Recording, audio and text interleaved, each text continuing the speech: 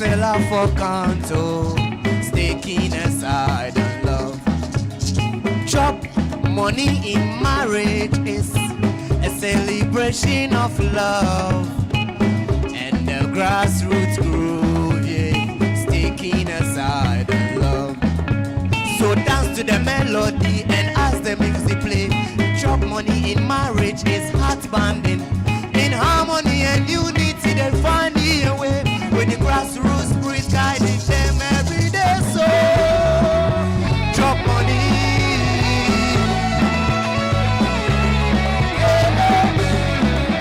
Chop money. Oh. Chop money. No get holiday. Chop money. No get holiday. Chop money, no get holiday. Chop money, no get holiday.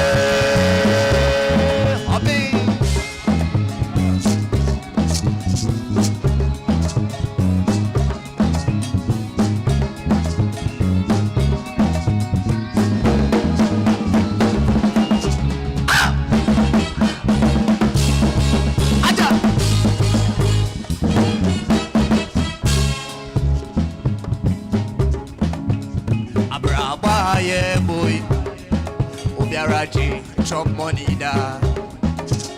School, yeah, boy, Obiaraji, chop money da.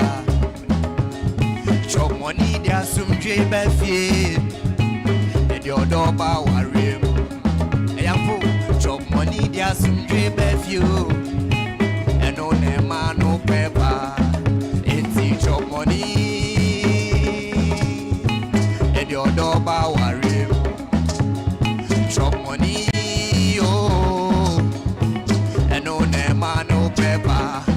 Ain't boga gay, soldier gay, driver gay, teacher gay, adiati, odinaneni, ain't adiati, obara inside. Chop money, no get holiday. Chop money, no get holiday.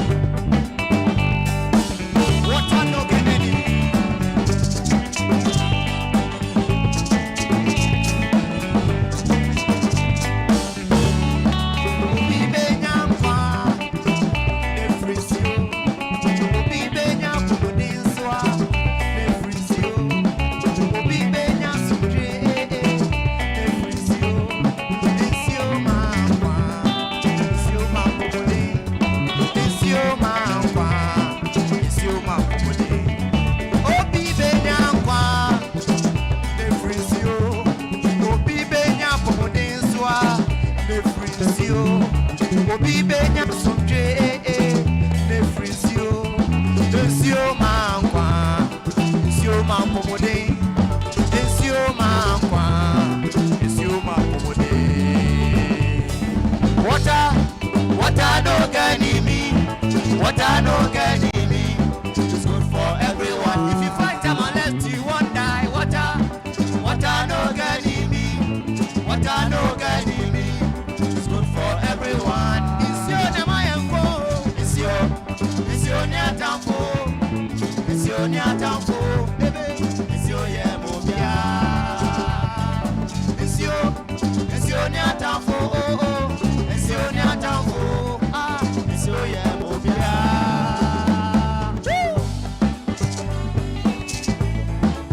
water no get enemy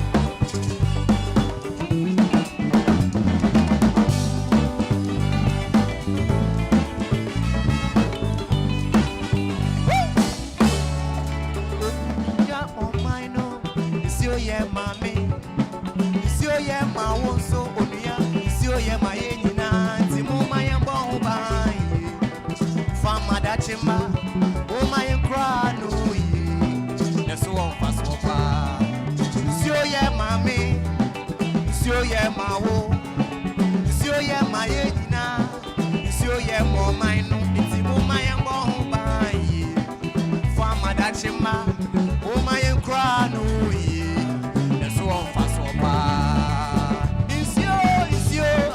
Isio nyatamfo ebusianfo isio nyatamfo isio ye mobia isio ne boye humbayo isio nyatamfo isio ye mobia if you fight them unless you won't die water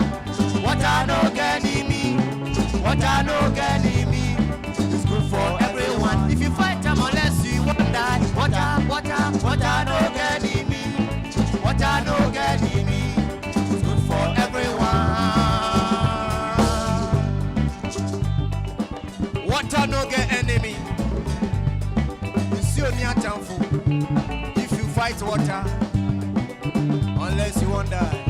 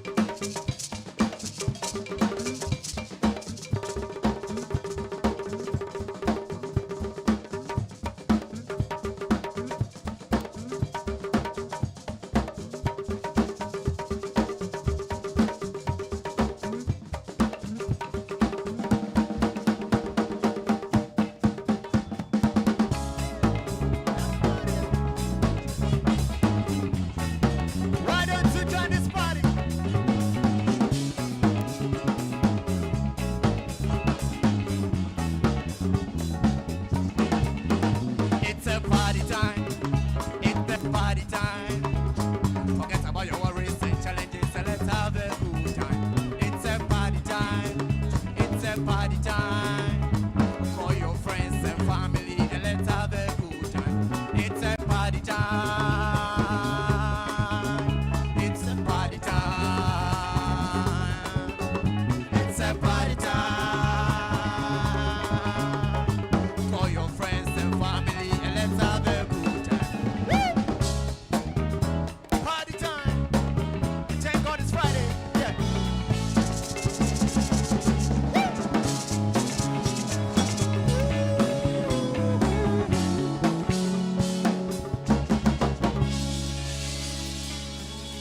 Yeah.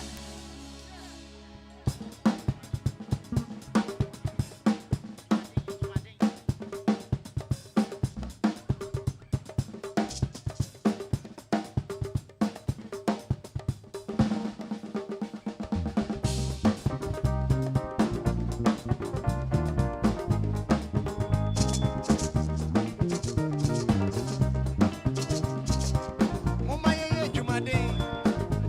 You throw me a new year since jumade. Ah.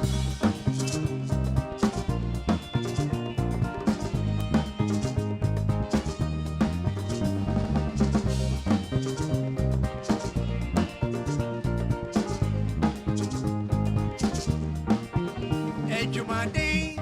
Edi ahunya nena. Tumu menye jumade. Na yansi ebediye. Jumade. Edi ahunya nena. Tumu menye jumade. Na yansi ebediye. Indi odi. Jidene Bible. Saudi jumade kawa. Nanu na ubediye. Indi odi. Jidene Bible. Saudi jumade kawa. Nanu na ubediye.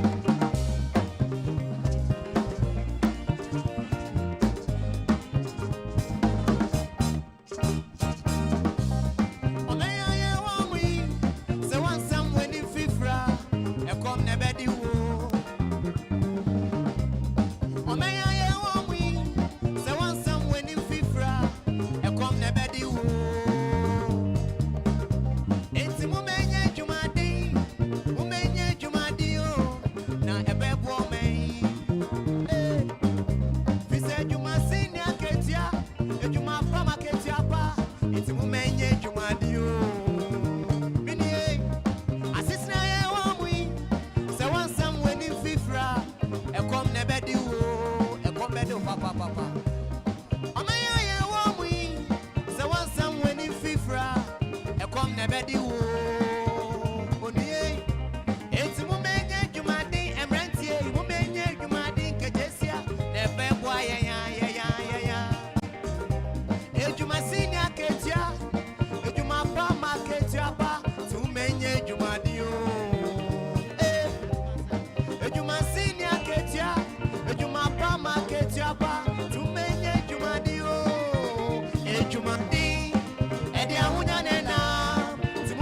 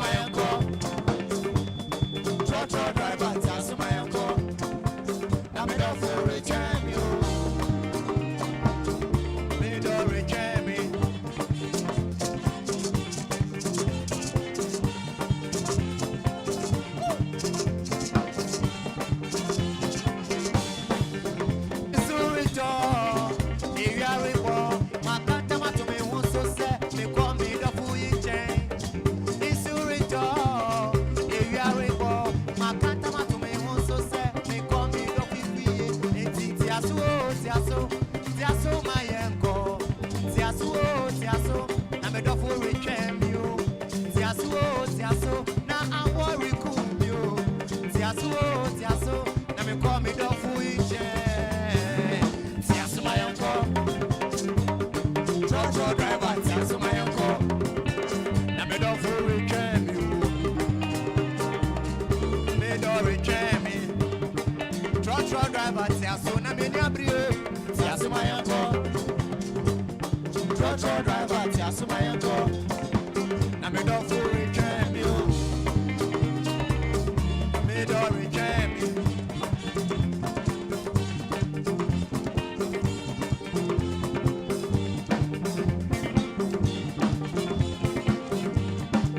Baby,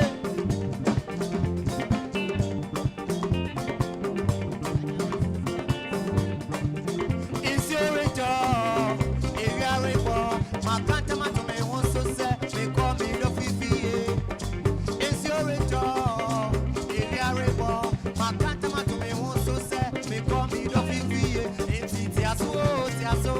tiaso my uncle, tiaso, na me don't fool reject you.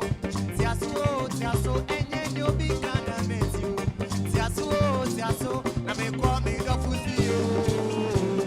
Tiaso my uncle, it's truck driver, tiaso my uncle, na me don't fool reject you.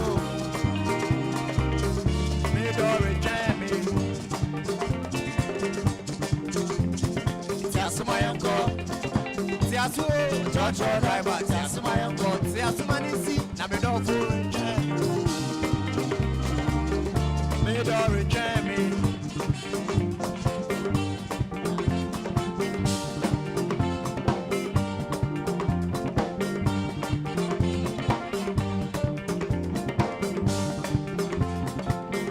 Truck driver.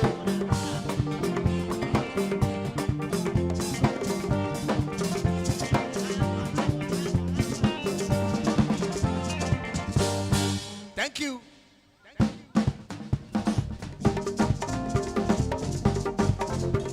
Hey, Obi Abrani India bro. Silva.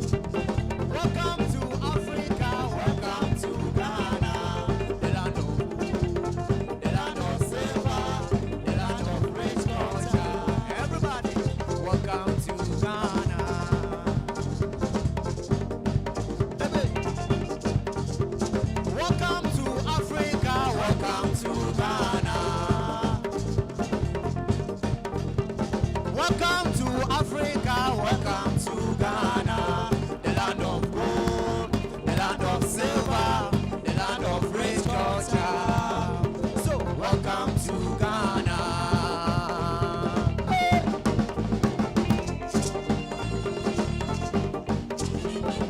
Welcome to Africa, welcome to Ghana.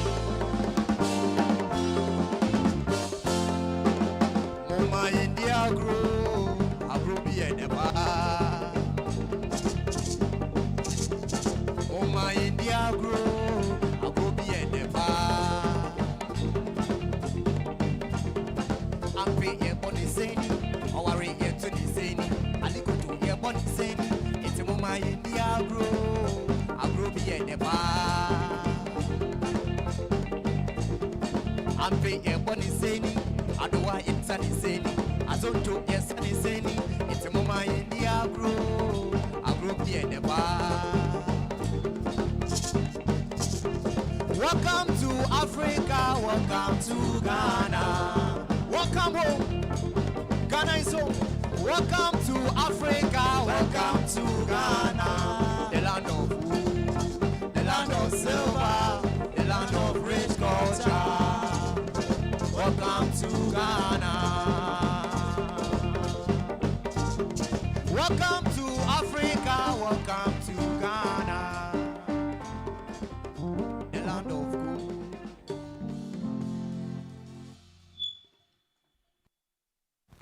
And it's a good morning. And as the grassroots band that has really serenaded us this morning, it's been an exciting one. I'm sure that you were dancing, but we'll still bring them back so that they can give us more tunes. Ladies and gentlemen, this is how we start the Friday edition of Breakfast Daily here on Channel 1 TV. But we'll take a quick break. When we come back, we have more for you on the show. Stay with us.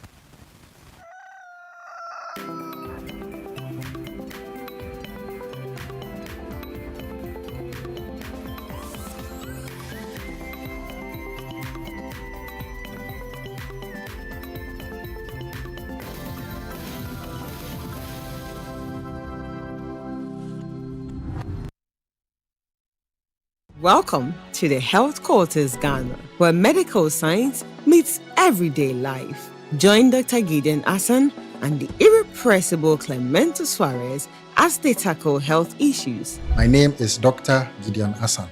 I have with me here my co-host, Clemento Suarez. I knew how it felt anytime I started to feel the pain.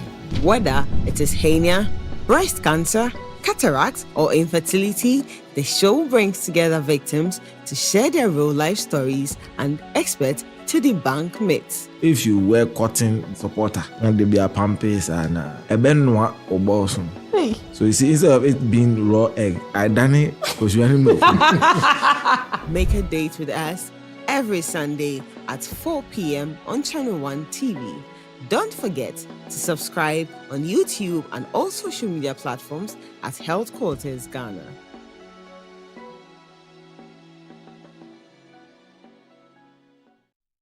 Hundreds of entries have poured in from communities all across the country, and the energy is off the charts. The quest to uncover the most deserving stories has kicked into high gear. Stay tuned for the thrilling reveal and the grand celebration of our esteemed 10 Channel 1 TV community legends. Only on Channel 1 TV.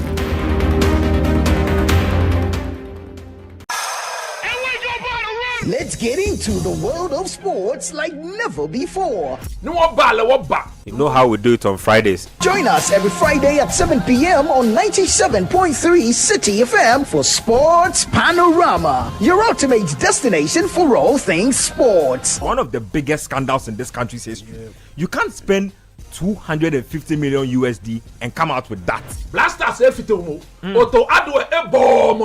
From the thrill of association football to the excitement of basketball, tennis, athletics, and even emerging sports, we cover it all. Whether it's the Premier League or the latest NBA showdown, we bring you the stories behind the stars. Getting an opportunity to become a national team coach, he should understand the politics around football. And don't miss the prayer of the rabbi. Joe was Zebal. How Zebal there? Zebal won Chaboke. We're not just about the games, we're about the community. If you are going to be given this kind of treatment, then you need to be that guy. When I look at him play, he is not it. Or when it's time for Don't Call Me. Join the conversation as we connect with fans across the country and beyond. What's the latest updates? Send us your thoughts and we'll feature your comments live on air. And remember, we like to hear your predictions for matches and your thoughts in general. Think you know who's going to win? Let us know. Big shout outs to my YouTube people. Tune in every Friday at 7 p.m. only on 97.3 City FM. Sports Panorama, where sports come alive.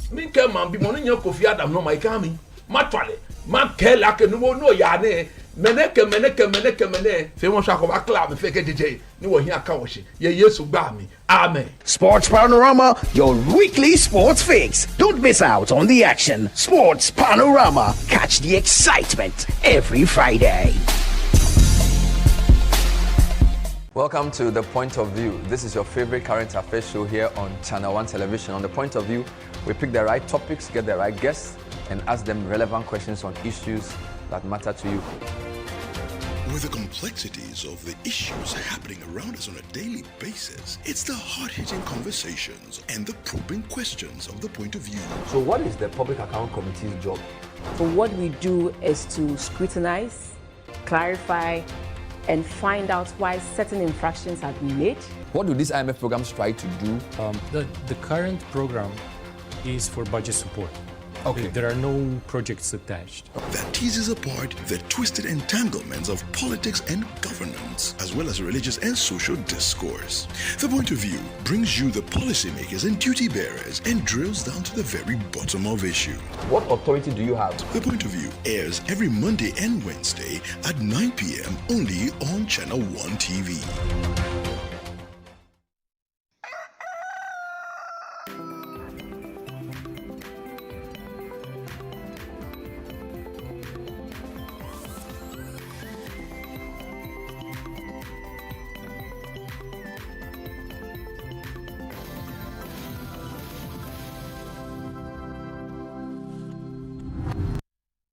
Welcome back. This is still Breakfast Daily here on Channel 1 TV, and that was the grassroots band that started the show, and that was an interesting one.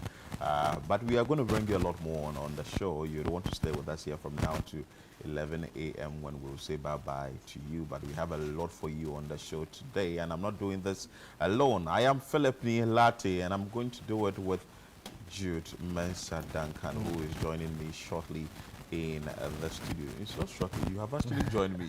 Dude, how are you doing? How is your Friday going? I'm thriving. You know, I'm a happy man. You have an idea. Why? You have life. You know, we are grateful for the gift of life. We are grateful for God's providence and His mercies over our life. Except that yesterday, you know, there are still like very, very unfortunate instances and incidents happening that sometimes, you know, will bring your spirits down. But it's unfortunate, and I'm referring to the ongoing transportation crisis that, you know, has hit major parts of the capital. So yesterday, for example, there were videos of people sitting in cargo trucks on the Achimota area. Other people were also struggling to, you know, find ways of decent means to get home. So we'll be looking at maybe bits of it later on the show, but there's a lot more happening. But let me just, by way of reminder, tell you what is also happening. The Heritage Caravan is up and running. It's been sold out by the grace of God, let me say. And it's, like we call it, it's a journey of a lifetime. The road trip of a lifetime is happening on the 1st to the 8th of March, 2026. If you didn't register, we are sorry, because it's officially sold out. Sunday to Sunday, that's what is really happening. Touring, you know, regions in the country, experiencing new cultures, experiencing a new way of life, new food, new music, places people have never been to. All of that will be done. And you know, Frema tells us that for the first time, there will be the caravanites will be spending a night or two in the northern region. So it promises to be very fun. It's the 10th edition. It's going to be just yet another perfect opportunity to explore our lovely country in a way that has never been done before. So guys, let's look out for it. If you are not going to be on the caravan, it doesn't mean you can't be part of our Heritage Month series that will be happening here. And of course, following all the exciting events on our social media platforms, and of course here at Channel 1 TV and City FM. I keep saying that the people who didn't get the chance this year should start preparing themselves for next year, you see. And right, so put your name down.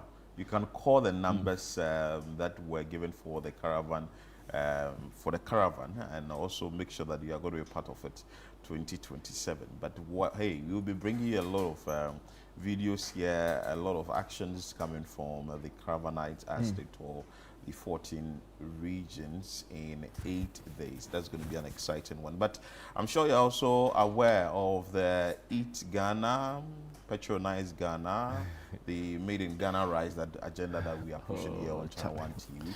That is the Eat Ghana, Build Ghana. Don't just be talk patriotism, taste Ghana. It's very important. We have a lot of rice in Ghana that you'd want to enjoy. So eating Ghanaian isn't just a choice, it's a movement. So join the movement today. And this is in partnership with Agri Impact Limited, MasterCard Foundation, and the 24-hour economy. Very important. So you would want to be part of this campaign or this agenda that we are pushing. And most times people say that, oh, you are cooking the Made in Ghana rice, but it's not going that well. You should also. It is not true. It is not true. It is just a very convenient excuse of not supporting local. Not supporting local. Have you used Nana rice for mutuo before? Dude. Oh, Charlie. The point is that of course there are different types of rice. So when you go, you ask. You ask what you want to use it for. I recall at the Agri Fair, one of the brides, I think they cooked samples and showed how it turns out if you use it for wache, how it turns out if you use it for jollof, how it turns out if you use it for plain rice and all of that. So so when you go, you ask questions so that you'll be able to get the right one that suits your taste. Anyway, so the Channel 1 News app that we've been talking about, make sure that you download the Channel 1 News app. We wouldn't want to talk more about this because we've told you we've been talking about it for a very long time. Download the Channel 1 News app so that you are abreast with information that we are coming your way with. It's your one-stop shop for all information. All information and what is happening in the country and around the globe and all that, so that we can be able to give you the information that is happening in and out of Ghana. I'm sure that you've been following the transport story. If you had the Channel 1 News app, you know that yesterday there was, like you indicated, people boarding Chorchoro in cargo. I was shocked. And you know that the sad part of it, shocked. when they finish, hopping onto the vehicle, then they closed it. I'm asking, so if you are getting to your destination, how will you know that this is what you are getting? And guys, you are sorry, you are laughing, right? It's not a laughing matter. It's not, but it's serious. It's the level we have gotten to in this country. By way of using cargo. No, we have to show you that video later on the show. Like, I was shocked when I saw the video. And the point is that... And they were charging, 5 cedis. I'm 5 cedis. No, and you be in that cargo, there isn't any chair in there.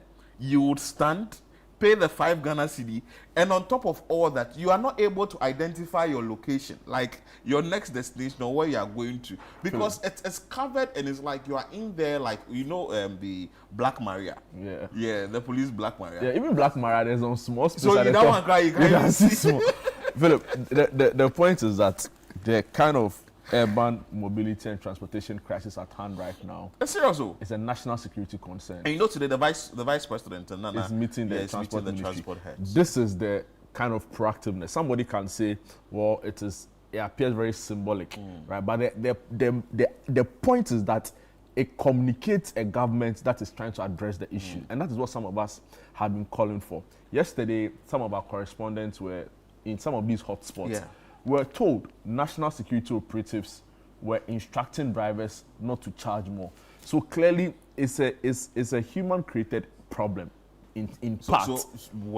In part, because you're also being told that the drivers are trying to take advantage of this. But Philip, the concern some of us have been raising with this is that if some private individuals are all of a sudden able to mobilize buses for their group or their constituents, how much more can the transport ministry be doing? And we've been saying that this should not be left to private individuals or even members of parliament. It is a national seeming crisis. Well, later on the show, we'll be having detailed conversation on that. Anyway, but for now, let's start with what we have on the front pages of the newspapers. We are starting with the Herald. And of course, the Herald is coming here, says, greedy church drivers forcing passengers to pay more. I didn't even see the headline. Greedy church drivers forcing passengers to pay more with rush hour chaos in Accra. And it's true. We'll talk details about this later on. I didn't even see the National headline. Security Operative stormed Church station to crack down on illegal fares, like Jude made mention of just some few minutes ago. And TOR revival promises fuel price stability and forex savings. That is coming from the National Petroleum Authority. NPP National Chairman distances himself from Frimpong Boaten's disciplinary letter. And also, the DVLA boss reveals he inherited 2 million OMEL number plates contract, insists procurement processes were lawful. Anyway, so this is what we have. I listened to Mr. Sami Crab on the situation room yesterday with Sami Yafe and Fred Germano, and to think that like he has, guns have a way they say it, like you come out yourself from. Itchy. You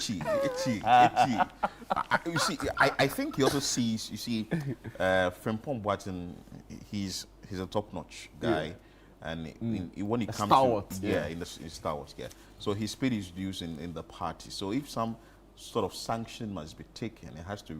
I don't know. It has to really go through. Somebody on social media said that the process. Somebody said that Kennedy Japan has said worse.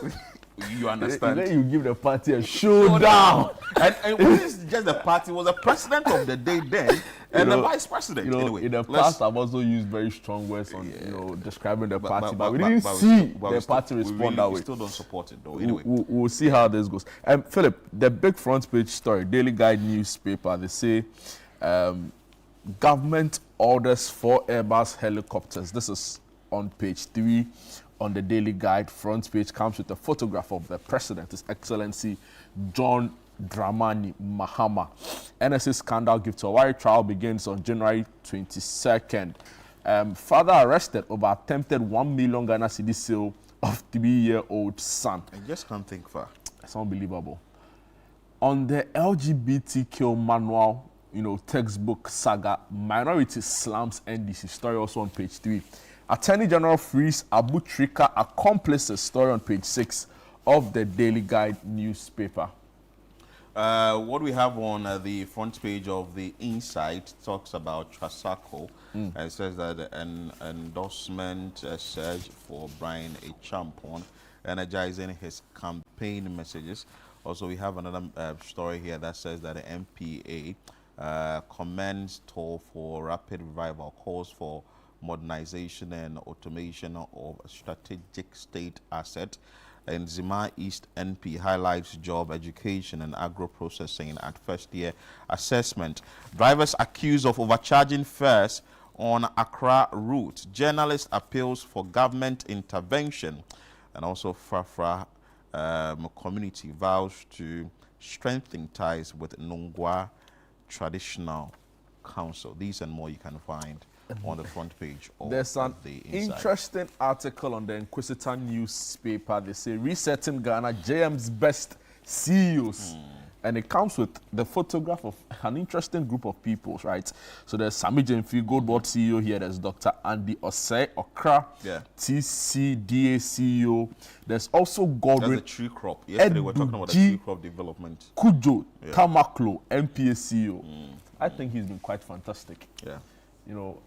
And it's interesting because it shows also how law opens up a lot of things for you. Because I don't think you had an energy background or a petroleum background. Maybe we would have to ask him. But these things, normally you learn on the job. And if you are able to pick 1, 2, 3 on the job, you are good to go.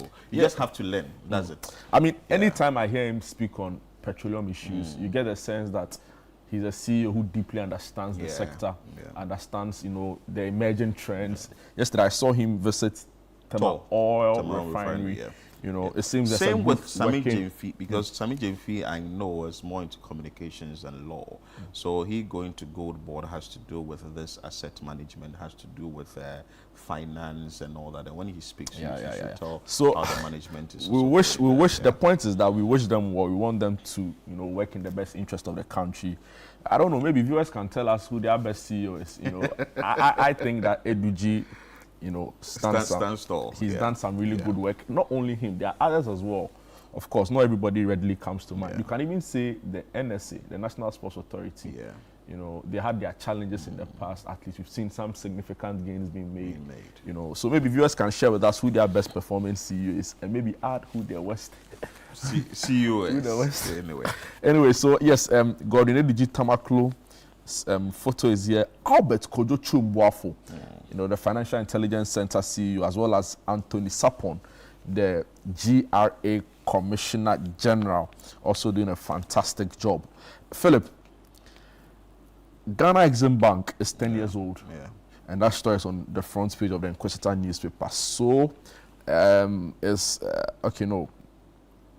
Ghana Free Zones Authority CEO has been recognized for some outstanding work she's been doing. Dr. Mary Usi, also on the front page here. Philip, local government ministry's journey of consolidation, reform, and renewed hope in 1 year. I'm not sure if it's an article or a story, but that is also on the front page of the Inquisitor newspaper. You have a very last one there. Let me finally end with the Chronicle newspaper. They say they are the spear of the nation. Bawumia promises transparent campaign resources to be sent directly to national, regional, and constituency and polling station campaign teams. Also on the front page, Ken will provide jobs for the youth. Irina Toshi Adolate, who used to run the District Assembly's Common Fund. DSF. Yeah, and also there's a retraction and apology on the front page of the Chronicle newspaper.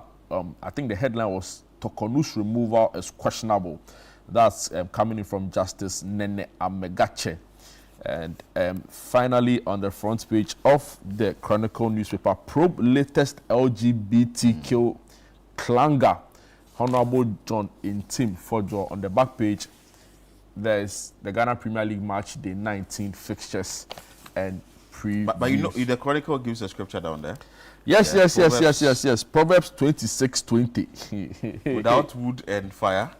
Oh, Charlie, it says without wood, a fire goes out. Okay. No, it's a very deep scripture. Anyway, so let's take you to the online portals and let's bring you what is happening on the on citynewsroom.com. It starts with the IMF defense, $214 million loss finding on gold board urges risk management reforms immediately. This is what you can find in on our portal, that is citynewsroom.com. Let's bring you some more stories. Commuters forced onto cargo track as Accra transport crisis worsens. We were talking about it not long ago. NPA applauds Tema Oil Refinery for swift return to full operations. And also St. Olive's Grammar School will be shut down permanently. This is coming from the Greater Accra Regional Minister Linda Akweli Okulu. Oforikrom MP Naka DG must face probe over LGBTQ content. Yesterday there was a press conference that was held to that issue. And we also have the story of Akando Direct Pharmacy Council to overhaul licensing system. Ho Zongo Muslims call for reopening of the Central Mosque. Ghana optimistic about expanding trade with Japan.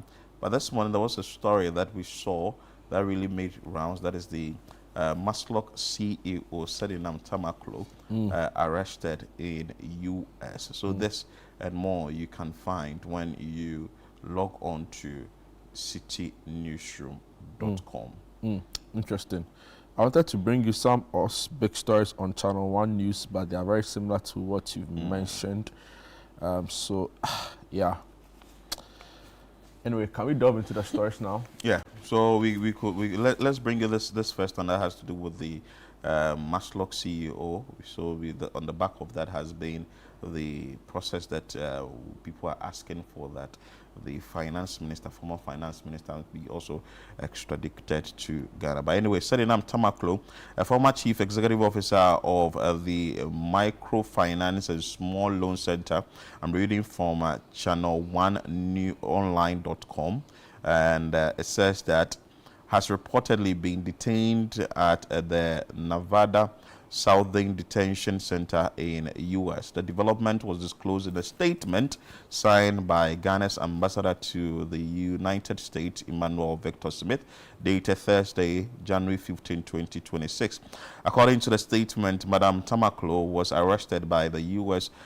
Marshals on January 6, 2026, and has since been held at the detention facility pending court proceedings.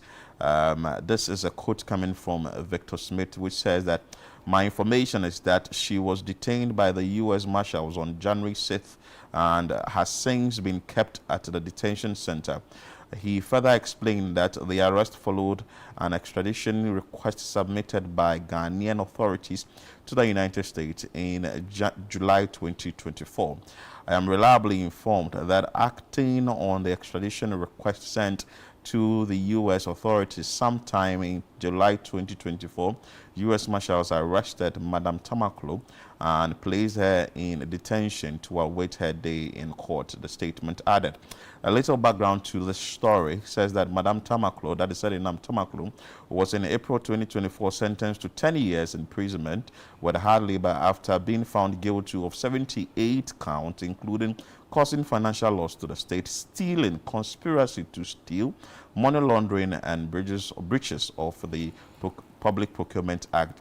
Her co-accused, former Maslow Chief Operating Officer Daniel Axim, was also sentenced to 5 years imprisonment with hard labor. The two were prosecuted for offenses committed between 2013 and 2016 involving misappropriation of funds meant for Maslow activities.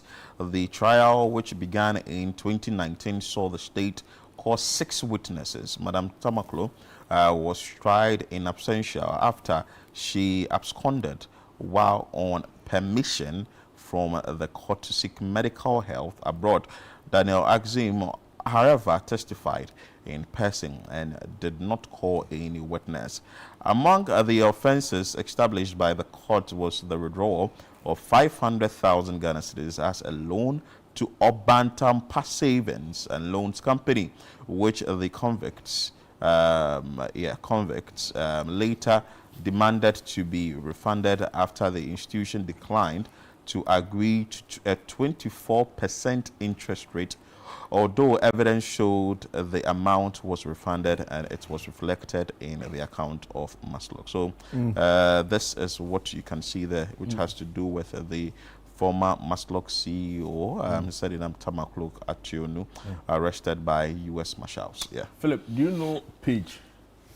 Page? Yes, that's the Presidential Advisory Group on the economy. Yeah, I think it was constituted yesterday. Yes, yeah. exactly. And led by the Vice President. Actually it's being chaired by the President. Okay. By the Vice President forms a big part of this. Now, many have said that it is just a rebranding of what used to be the economic management team. We are yet to hear from government what exactly their KPIs will be, because we know that at the presidency there's a senior presidential advisor on the economy, in the person of Seth Stepe. At the vice presidency there's also Professor Sharif Mahmoud Khalid. There's also the Council of State, so we'll be hearing more from government, or expect to hear more from government on the Presidential Advisory Group on the economy. Philip, government orders 4 Airbus helicopters. Story on page 3. It comes with a photograph of His Excellency President John Mahama. Maybe just a paragraph. It says, the government has signed a contract with the Airbus helicopters for the acquisition of 4 helicopters to strengthen the country's defense, security, and emergency response capabilities. The deal, awarded by the Ministry of Defense, covers 2 H-175M helicopters, as well as 1 ACH-175 and 1 ACH-160. The acquisition is aimed at enhancing the country's capacity in transport, search and rescue, emergency medical services, disaster relief, and defense operations, particularly at a time of growing regional security and humanitarian challenges. So there it is. Yeah. I listened to Colonel retired Festus Abuaje. Yeah. Apparently, he together with eminent and security experts designed the national security architecture, which according to him is yet to be implemented. Can you believe that the whole Ghana Armed Forces does not have a drone service team? Well, maybe there's supposed to be a total overhaul of that, and maybe that has to also be checked now that government is paying attention to the Ghana Armed Forces. How do you not have well. a team that's able to manage drones in the military? 2026. You do talk about that. Let's take a quick break here. We have more for you on the show. Mind you, we're talking about the transportation sector, the crisis that has happened to the sector now. We're bringing in the authorities, we're bringing in the unions, we're bringing in the analysts so we can have conversations around that. Stay with us here on Channel 1 TV Breakfast Daily. We're back with more.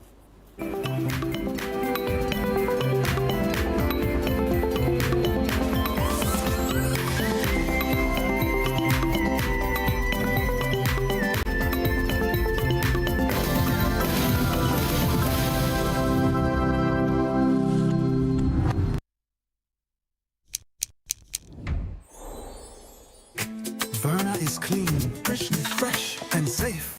I'm holding my Verna bottle. No plastic seal, no worries. Open and hear the sound like that sound means it's fresh, no trick. No plastic seal, but it's still pure. Cool and clean, you can be sure. Verna leads the brighter way. What takes my doubt away? If it clicks, it's Verna. If it clicks, it's clean. Sip it, feel the difference. Verna water, pure and green. Click, open, sip. Click, open, sip.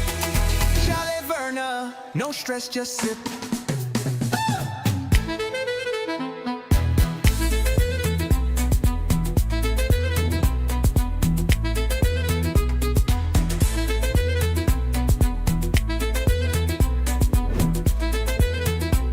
Chalet Verna, no stress, just sip.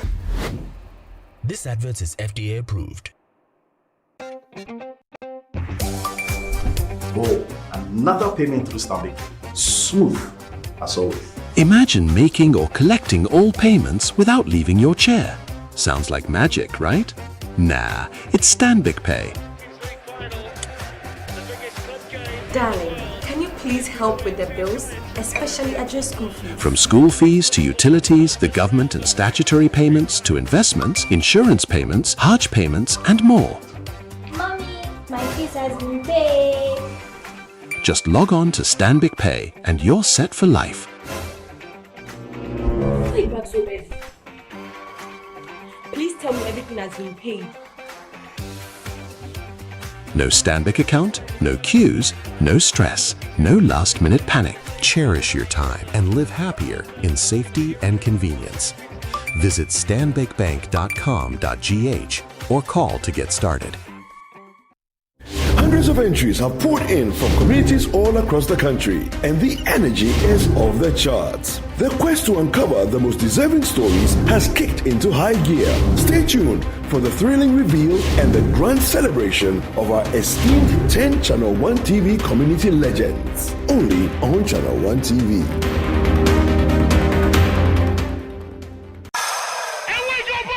Let's get into the world of sports like never before. You know how we do it on Fridays. Join us every Friday at 7 p.m. on 97.3 City FM for Sports Panorama, your ultimate destination for all things sports. One of the biggest scandals in this country's history. You can't spend 250 million USD and come out with that. From the thrill of association football to the excitement of basketball, tennis, athletics, and even emerging sports, we cover it all. Whether it's the Premier League or the latest NBA showdown, we bring you the stories behind the stars. Getting an opportunity to become a national team coach, he should understand the politics around football. And don't miss the prayer of the rabbi. Joe was Zebal. How Zebal there? Zebal won We're not just about the games, we're about the community. If you are going to be given this kind of treatment, then you need to be that guy. When I look at him play, He's not it. Or when it's time for Don't Call Me. Moria picking, picking. No, Join the conversation as we connect with fans across the country and beyond. Want the latest updates? Send us your thoughts and we'll feature your comments live on air. And remember, we like to hear your predictions for matches and your thoughts in general. Think you know who's going to win? Let us know. Big shout outs to my YouTube people. Tune in every Friday at 7 p.m. only on 97.3 City FM. Sports Panorama, where sports come alive. Minke man bi moni nyo Kofi Adam no my kami. Matwale. Man ke la ke no ya ne. Meneke. Fe won sha ko ba club me feke DJ. Ni wo hia ka wo hye. Ye Yesu gba mi. Amen. Sports Panorama, your weekly sports fix. Don't miss out on the action. Sports Panorama. Catch the excitement every Friday.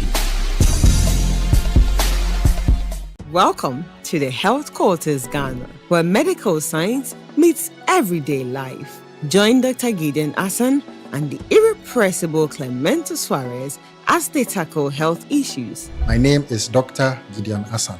I have with me here my co-host, Clemento Suarez.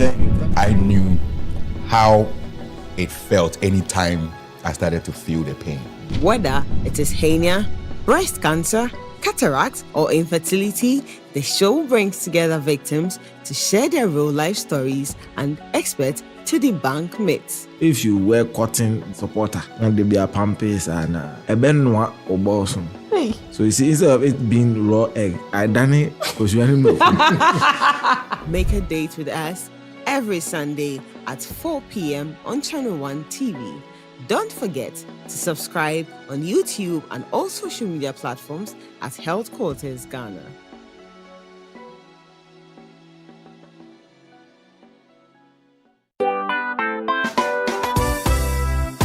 The Sweetroot Secondary School Swesco Alumni Association invites all alumni to its annual all-year groups Thanksgiving and Remembrance Service. There will be remembrance of the departed PCAs and also the launch of the 67th Speech and Prize Giving Day. The date, Sunday the 18th of January 2026. Time, it's 2 p.m. Venue, Cedar Mountain Assemblies of God Church, East Legon. Contact your year group president and register your attendance now. Semper Cum Optimus, always with the best.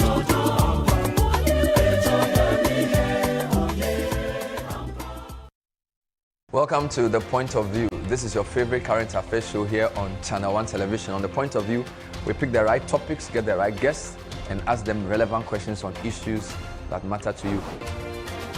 With the complexities of the issues happening around us on a daily basis, it's the hard-hitting conversations and the probing questions of The Point of View. So what is the Public Account Committee's job? So what we do is to scrutinize, clarify, and find out why certain infractions have been made. What do these IMF programs try to do? The current program is for budget support. Okay. There are no projects attached. That teases apart the twisted entanglements of politics and governance, as well as religious and social discourse. The Point of View brings you the policymakers and duty bearers and drills down to the very bottom of issue. What authority do you have? The Point of View airs every Monday and Wednesday at 9 p.m. only on Channel 1 TV.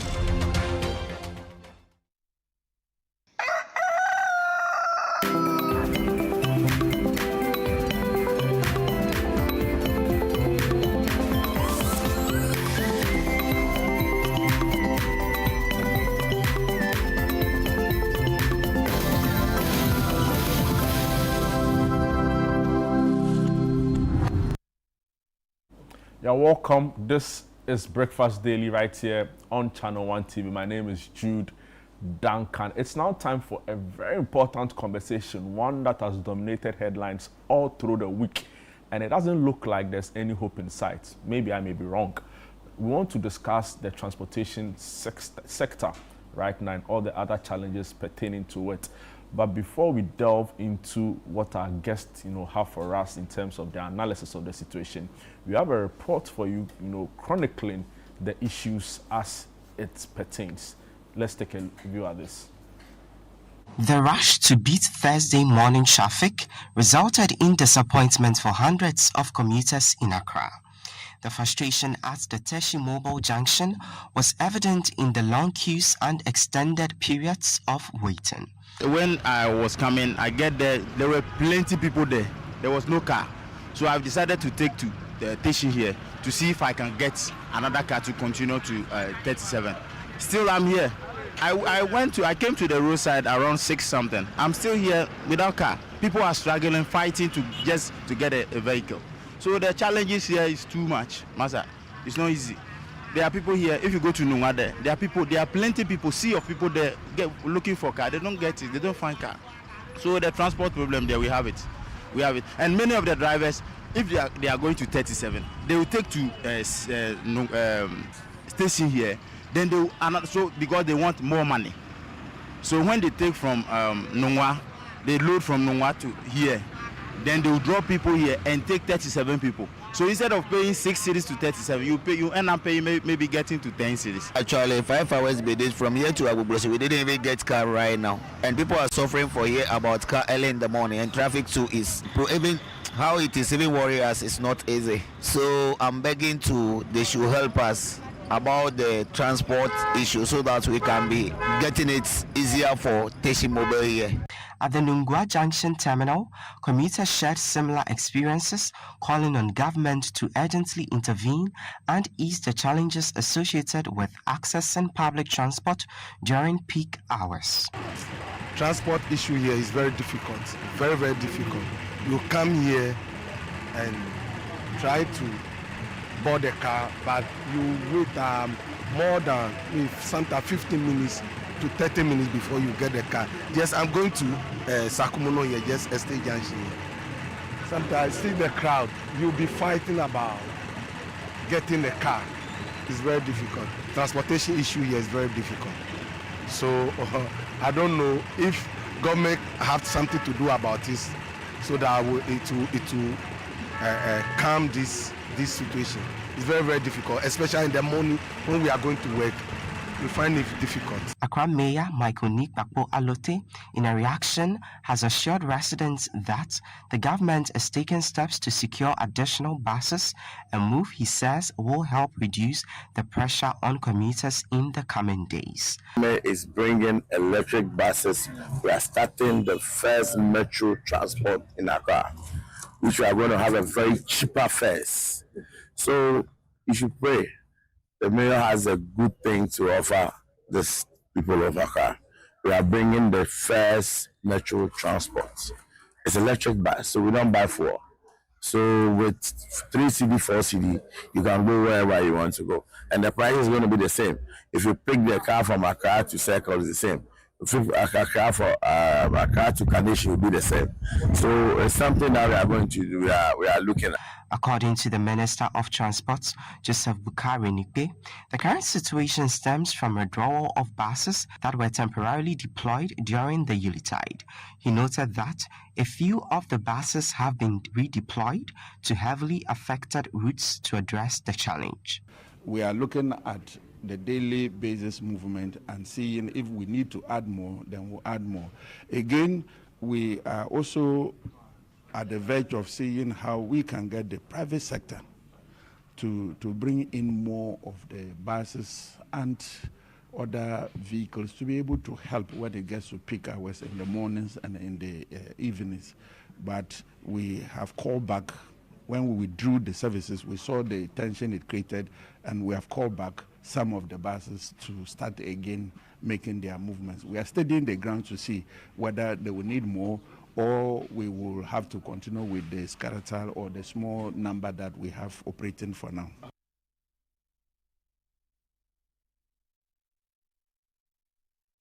So that was the Transport Minister, Joseph Bukari Nikbe, ending the report there filed by Manuel Ayama, putting together a number of things that happened with various places when it comes to transport issues in the capital yesterday. But we are going to have a detailed conversation on that in studio, so you'd want to join us with your thoughts, submissions and comments via our WhatsApp line, because you are part of it later on the show. We'll also be giving you the chance to tell us how you've been commuting, the challenges you've been facing as an individual in the city or across the country. But in studio is Dr. Elvis Jabo, who is the first transport analyst. We'll be sharing details, or he'll be giving us his insight into what is happening in the capital and also the country at large. Also, we have Alhaji Abbas. Alhaji Abbas is a household name. He's a public relations officer of the GPRTU. We also be having Justice Case upon public relations officer for Ayalolo bus operations later on the show, maybe via Zoom, and also Mubarak Watara, head of corporate communications, Metro Mass Transit. All of them to also add up to this conversation. Let's find a lasting solution to it. We know that the Vice President today will be engaging leadership of the transport sector to also find a lasting solution to the problem. But good morning, gentlemen. How are you doing? Morning. We are doing fine. Alhaji Abbas, your people have actually been accused of charging exorbitant fares during this period. Let me start with you first. Okay. Alhaji Abbas, what do you have to say about this? Because you ran away from me. It's been a long time you don't visit. Yeah. And they are our people, but not our people. Okay. You see, it's all because there are certain laws which are not working, which has brought us this far. If you look at the LR 2180 or Road Traffic Regulation 2012, you look at Regulation 121, it has stated plainly, clearly, who is supposed to drive a commercial vehicle, pick people and take money. Because that law is not working, we call them floating drivers. Anybody who buys car, put it on the road, and that's what he wants. That is what has brought us this far. Wow. Yes, that is what has brought us this far. So the people we are seeing who ideally from Circle to Amasaman will cost 6 cedis or 6 cedi 50 pesos, so they are charging 10 Ghana cedis. They don't belong to any association, any union.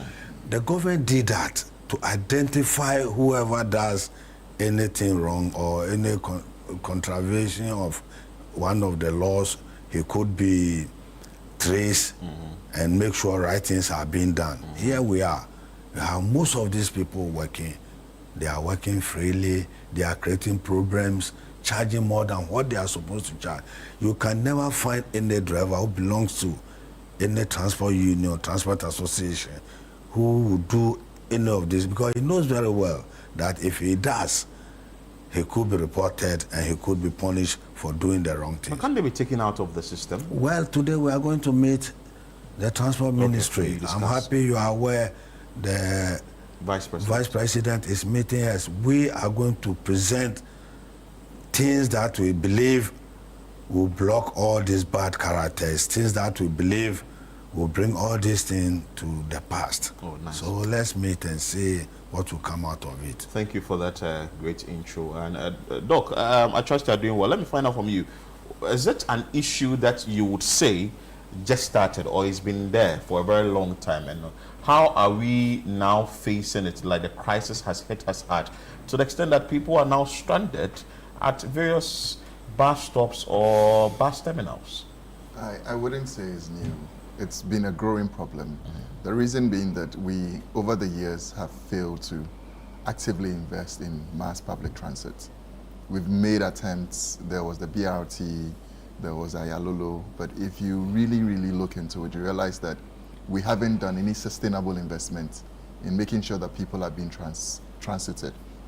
There's also the discussion where at some point we wanted to improve the buses of GPRTU drivers and get them newer buses. All of these initiatives in the last decade has not happened. What has happened over the years is that we've rather invested in improving the roads, expanding the roads. You can go to Pokwasi, go to the motorway. And what that does is that more and more vehicles on the road. If you do the survey, what we consistently find is that in the mornings you find vehicles with single and dual occupancies. Cars that can carry 4 or 5 people, just as 2 or 1 person moving from Kaswa to Accra. The more these things happen, the more it creates congestion on the road.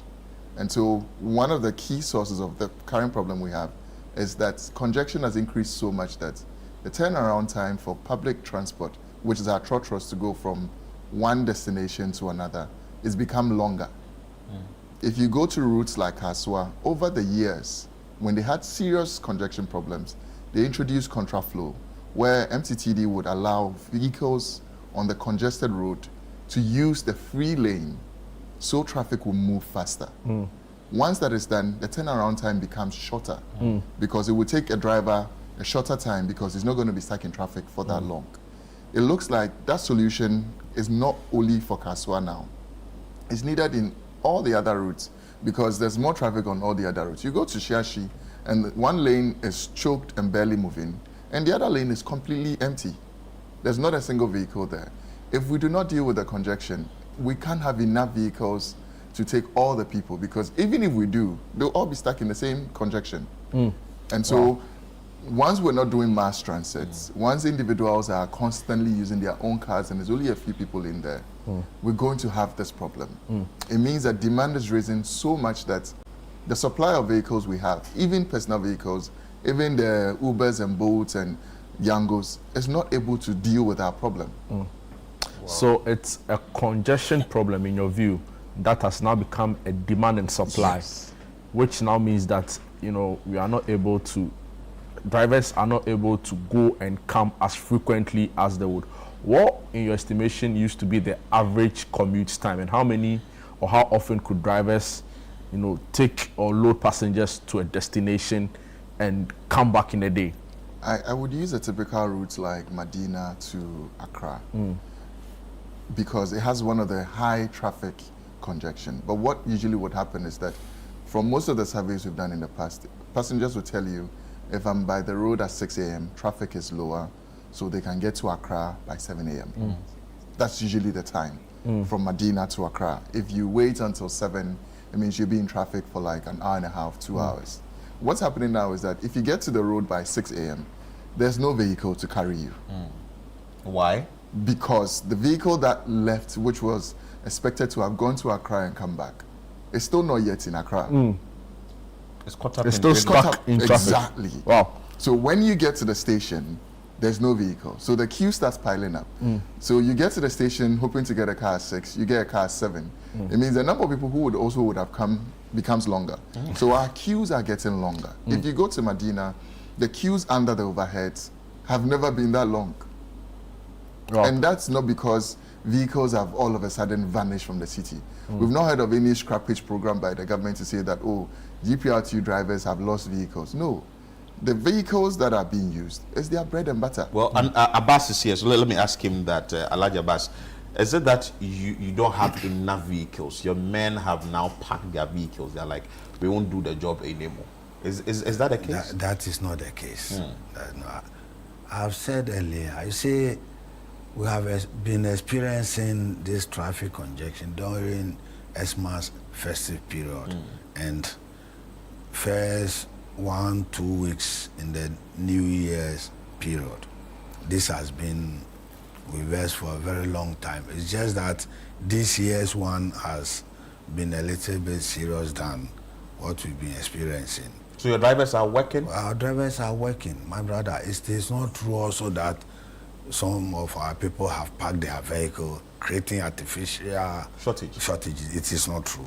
It is just not true. So will you side with Doc that traffic is also yes, created? Exactly. That is exactly what is the problem. Interesting.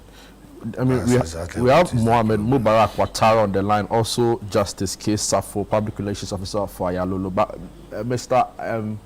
Abbas Imoro, there are concerns also that some drivers under GPRTU, because they want to maximize profit, have now resorted to what they refer to as short distances. So, for example, they are going from point A to point B or point D, but they'll stop at B, you know, suggest that you have to pay a different fare even though the final destination is D. I'm sure these concerns have come to you as an association. What are your responses to it? It is not true. This is coming from GPRTU. I've told you we have some laws governing the transport industry. No GPRTU member, because you know every GPRTU union is with their leadership will allow their people not to load to where they are supposed to go and be loading anyhow. No union will allow that. It is the floating drivers.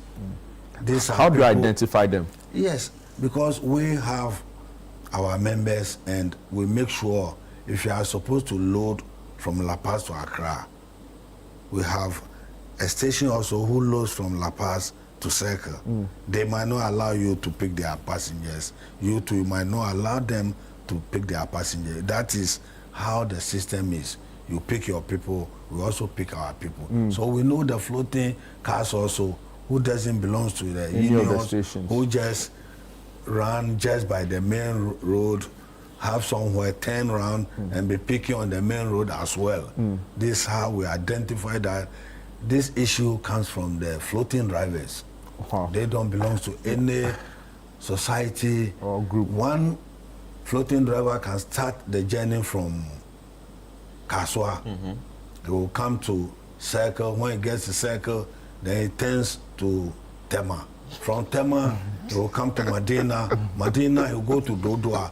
So this Really? Yes. So this So those are the ones creating the problem. Yes.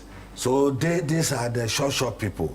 But any union member who is supposed to load from a particular place to a particular place, there's no way you could be ignoring where you are supposed to go. Don't forget that those union members who load, they are the sympathizers. They are the people, because if you are to load from, say, Accra to Amasama, you are supposed to load those people going to St. John's, Ofanko, Pokwase. They have to join your yes. Yeah. So you serve all these people. But here is a case, these people will just from Circle, will come to Achimata, from Achimata. But how do we identify them? So, for example, how do we know? I am in the business. How do we know that this structural is an association member and this is a floating driver? I am in the transport business. So you can tell. I'm telling you how the system works. Okay. I'm telling you how the system works. Okay, Alhaji Abbas, that's a good one. We'll be engaging Justice Safo, who is a public relations officer for Ayalolo, and also we'll be engaging Mubarak Watara, who is the head of corporate communications, Metro Mass Transit. But there is an interesting video that is showing the cargo one. And I want maybe viewers should have a view of that particular video, because I don't know how we've been able to get to this stage where now we would have to, so that's the cargo one there. Jude, we were talking about it not long ago. This is happening at I think Achimota old station yesterday, and we had one of our reporters going there, and this is from Achimota old station to Amasaman, and even in this cargo, it's being charged 5 Ghana cedis.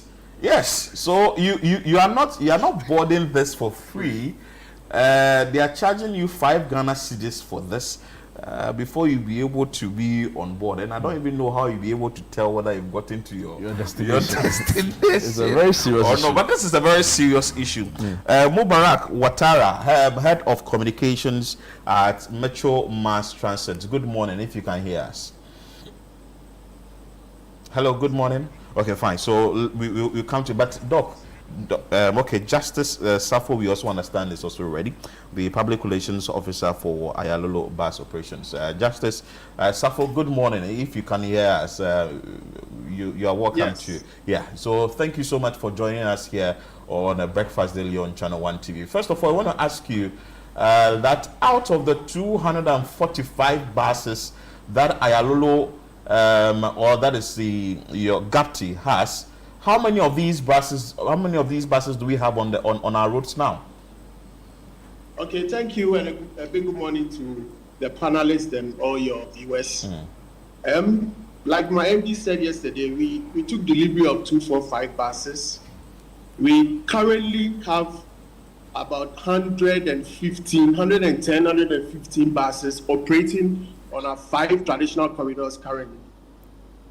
And if you would want to give us the breakdown, how many on maybe the Medina corridor? How many on All the right, Kaswa so and how many on the Amasaman corridor as well? Yes, let me mention the corridors. We have the Dodowa, Adenta, through what do you call it? Shashi 37 to the city center. And we do we have auxiliary routes that we fly as well. So we go to Ayarifa, we go to Teman, and all those places. So that's one of the corridors. We normally have about 15 to 20 buses on this very corridor. And then we have the Amasaman Pokwasi corridor. There are two separate corridors. We have the Amasaman corridor and we have the Pokwasi corridor, even though they are all on the same route. So we have 20 buses normally on the Amasaman corridor. We have about 20 on the Pokwasi route as well. And then we have Kaswa. We load from Kaswa, Obom, and Ofako. So we have about 25 buses between Obom and Ofako. And then we do Tema Ashiaman as well. We have about 25 buses on that corridor too. So we have Adenta corridor, Amasaman, Pokwasi corridor, Kaswa corridor, and then Tema Ashiaman corridor. So from what you have told me, that means you have all these buses on our roads. Yes. Is that it? Okay, good. So I want to find out from you. I know the BRT later became the QR. Yeah, the Ayalolo. Yeah, it was changed from BRT to another name, and we know it's for you to reduce travel time. Are you achieving that now, or you say that there is a bigger challenge that is also hampering you from achieving that particular aim or agenda of reducing travel time for commuters? Hello, Justice. Unfortunately, I think the lines aren't favorable for us. But Doc, I want to come back to you again. We've outlined the challenges, but now the Transport Ministry is saying that during the Yuletide, we actually released some buses into the system, and that eased congestion. From where you sit as a transport analyst, is that the case? And two, we getting more buses on the road, will that also resolve the issue? So I would say yes to an extent and no. Yes, because people need to be in buses. So if we have more buses, people will board them. But no, because if you release more buses and those buses are going to be stuck in traffic, it means that you're not going to get your expected results. One of the immediate solutions to complement this bus release is for a redeployment of MTTDs on the major transport corridors and do what we do on the Kaswa Road, do the contraflow, direct vehicles on the empty side of the streets, so that if vehicles are congested on one side, an MTTD officer will be able to direct vehicles so they can move faster. In that way, even if you put 10 buses and they are able to go and come in a shorter time, you're going to solve the problem. So it's not just providing the buses and leaving the congestion problem. Because one of the things that has become a solution nobody talks of is everybody is driving because there's no reliable means of transport. So if people find out that if I get on this vehicle, I'm going to get to my destination in time and get to do what I need to do, most people will begin to park their vehicles and use these transport. Interesting thing is that in this crisis, the other means of transport that people complained about, like the Okadas, have not been able to solve the problem. Why? Because the Okada can only take so many people at a time. It's only so many people that can get on Okada at a time. And so yes, the buses will be able to take more people. That is one solution. But if you do not deal with the congestion, those buses that have taken, say, 50, 60 people, are still going to be stuck in traffic and not get to the destination in time. But isn't it time for us to now ease the pressure on our roads to say, hey, we have to revamp our railway sector. We have to get into other means of transport in this country.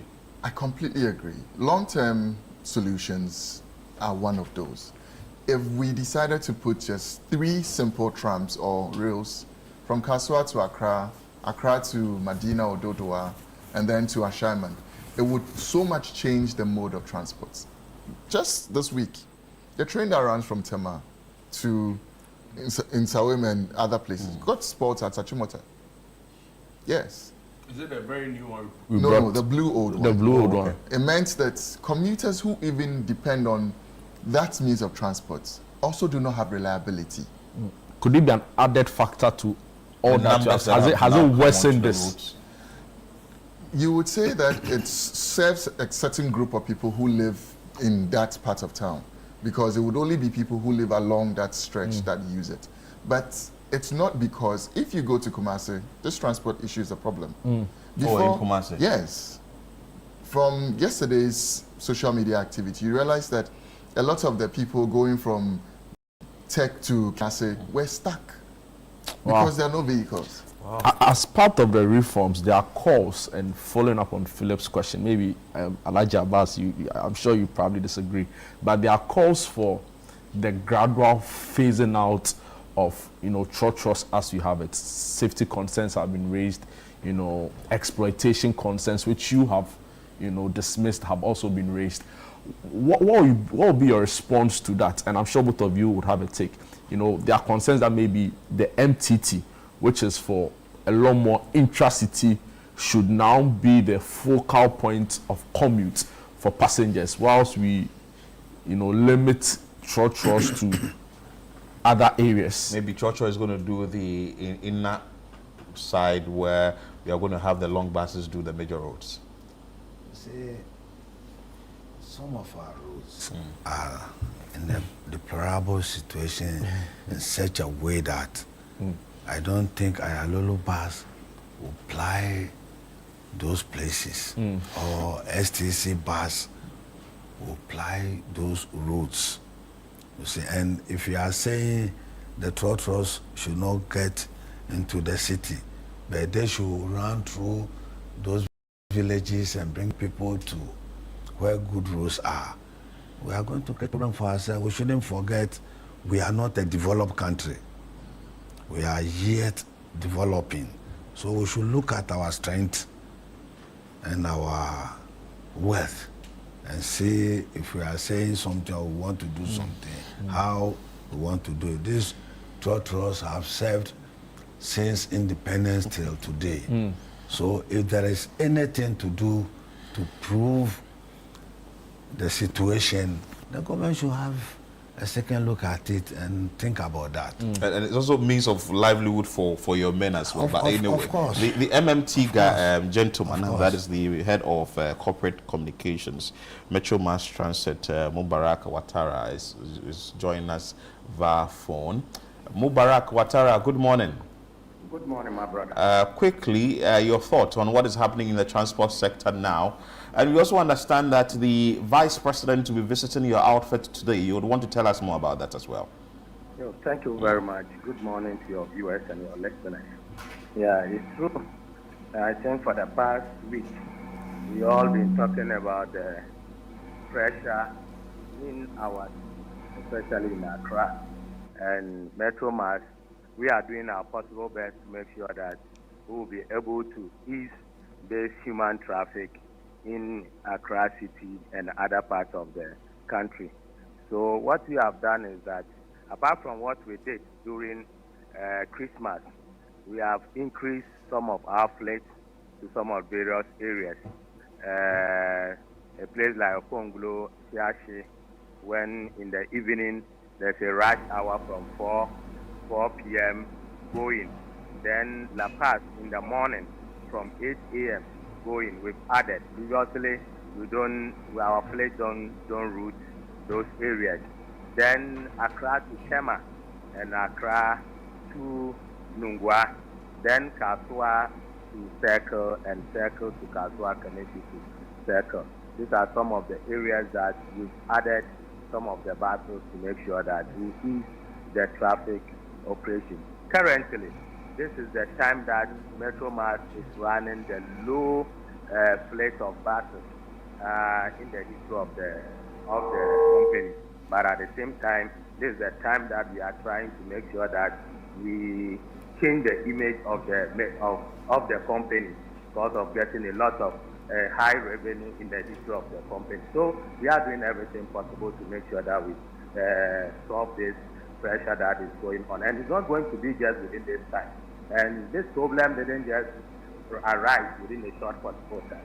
Some months ago, my brother, you agree with me that when there was a high fuel prices, a lot of people parked their cars and were using private cars, so commercial cars, if I would say that. So because of that, there was free on our roads. But now, because of the fuel prices is down, those who are having private cars have gone back to use their private cars, and because of that, there's a lot of traffic. Even when we release 20 or 30 buses in a certain route, because of when they are going, there is a traffic. Before they will come back and come and take another group of people that are the station, then it is late. So these are some of the challenges that we are facing. So I think that when our roads too have been well demarcated in a extent that it will help some of these things to ease.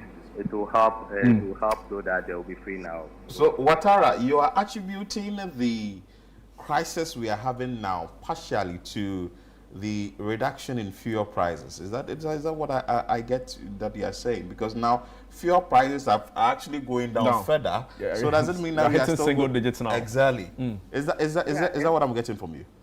Previously, some months ago, a lot of, I know at my places, a lot of people park their car just to join commercial car or kada.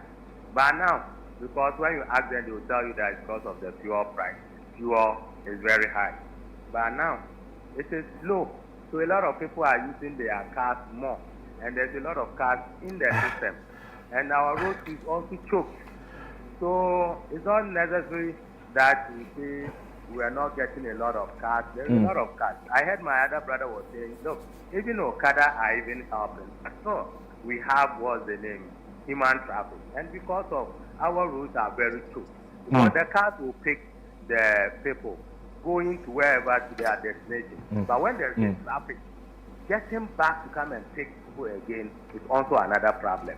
Interesting. And these are some of the issues we all have to come together and see how we're going to solve this problem together. Mr. Watara, interesting responses there. Has there been any work done, technical work or even study by your transport agency to arrive at these conclusions that fuel prices are down? For that reason, people are now driving their personal vehicles more. How did your unit arrive at such a conclusion? My brother, I said it's partially. I'm not alluding all the problems to that. I say it's part. Because when we are going to look at human traffic in the city, in intra-city, you don't have to look at just because there is no battle. I hope you understand me. But we have to look at the other problems that is on our road.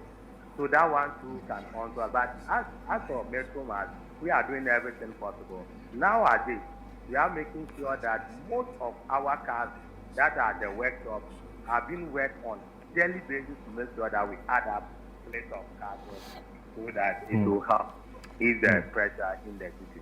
Yep. Yesterday, we know that you commissioned some vehicles, buses, to help ease the pressure. Do you have any situational update on it? How many buses are operating? Where are they operating? And how long do you intend to run this for?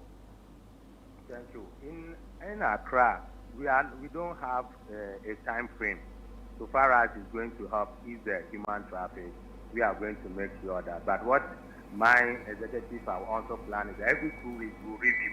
If indeed we need more buses, we'll make sure, even though we have low place of buses, we are doing everything possible to also support ease the pressure in our intra-city.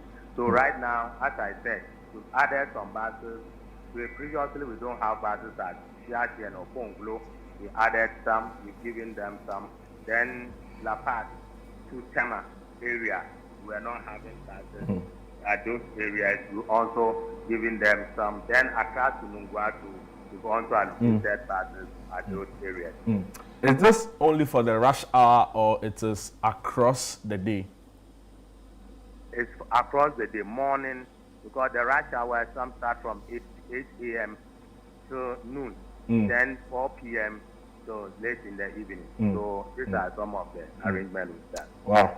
Thank you so much. But Watara, still be on for us. We will definitely ask you further questions. But Doc, I want to find out from you, from what he's saying, is this something that you think you would want to agree with? I'm sure later Alhaji Abbas will also have to. You want to make Yes, I want to plead. You want to have a last word with me. Oh, you want to take your leave? Okay. So that you join the vice president. That's right after the meeting, you have to call into the. You have to call it. But what Watara said that now the fuel prices are low. For that reason, we are saying a lot more vehicles on the road, single occupancy or double occupancy vehicles. Will you? Oh no, I totally disagree with him. If somebody has put in so much money buy a vehicle which he and the family are to use, is he saying the person will park because of the fuel prices? Or the people park their vehicles and they are now using because of the reduction? We are even pleading with the government to reduce the fuel further, because whenever fuel price is being reduced, that is where the professional driver gets a breathing space. So we are praying the fuel prices even gets more. What should you expect drivers under GPRT to also reduce their fares now that fuel price is even going down further? You want to visit a dead man's funeral. You see, the fuel prices, we want all to remind ourselves that somewhere in May last year, the fuel was around 17 cedis a litre when the government reduced it to around 12 cedis a litre. That was where we also reduced the fare by 15%. Now, after when they got into the 12 cedis a litre, the fuel prices went up again, and it's experienced some reductions. So it isn't as if when it was reduced to 12 cedis as at last year May, that was where it was, and until recently that they've started reducing it. No, it fluctuates. It went up, comes down, went up, comes it's down. It's gone down at least 2 times in the That last is why we are saying window. if you look at the 12 cities to 10 cities as today, it's just 2 cities difference. So let's hope and pray that it's reduced further so that we can also do something about it. But for now, look at the spare parts issues. If the spare parts people say they will reduce some parts, if you have reduced a spare part of V8, we don't use V8 buses to run our transport. It has been sprinters, and the fish, the fish, the Vitz, and the likes. Ovan, Toyota is. These are the parts that when you touch. Yeah, but all of that has been reduced according to it the hasn't. It Aboso and I am parts. here. I'm telling you, if I'm to tell you some of the engines, the prices, you'll be surprised. Wow. From last year May to today, some of the vehicles we use. So the prices haven't changed at all. I'm telling you, some has even gone up. Wow. Oh, some of it increased. Anyway, but because you said you will join the vice president soon, I'm sure you're supposed to find a solution to this problem. Do you think that is something we can solve? And if yes, some of the suggestions to be given the vice president, you can just outline a few. There are many things when we put across, it will salvage the situation. I've earlier on told you there are certain laws which are to be implemented, which are not being used, which people has taken advantage of.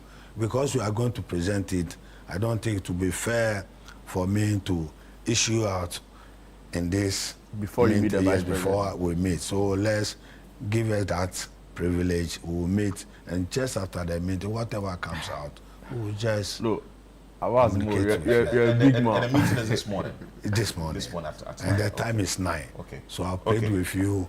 I will leave Doc. Doc will hold the fort handle for the all issues. of us. Thank you so much. We'll love to engage you after the meeting. You're always welcome. I live at Abeka in Achimata. So it's not far. I'm just closer. Oh, no, you have multiple locations. Abbas, thank you so much for your time. He's the public relations officer for the for GPRTU, and you're going to engage the vice president quickly, so he will take leave of us. Okay, Abbas, thank you so much for your time. But Doc, with what Mr. Ouattara said about the fuel thing, Abbas has disagreed totally. What's your take on it? The reality is that I mentioned initially that the use of single and double occupancy private vehicles is contributed to congestion.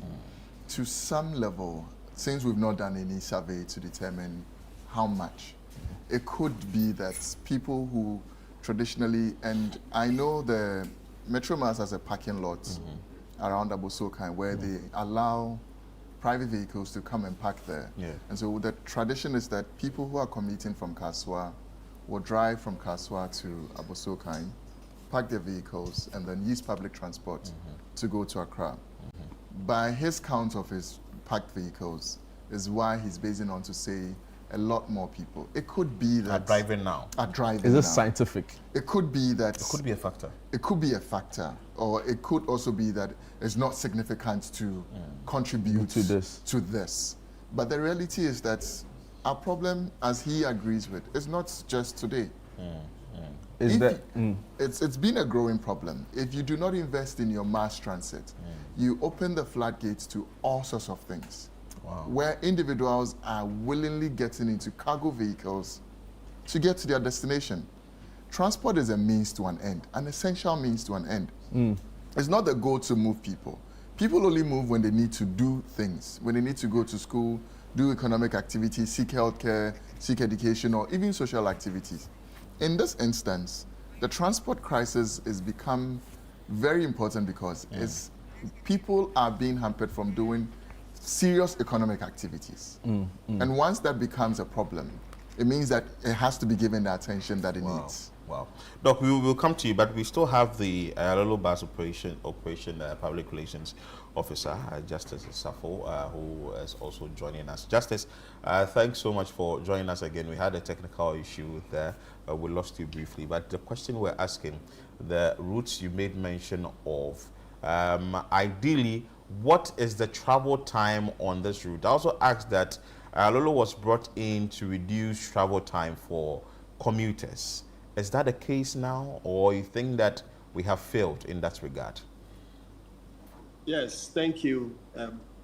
So like you rightly said, Ayalolo was brought in to ease congestion and to deal with the delays in travel time and all that.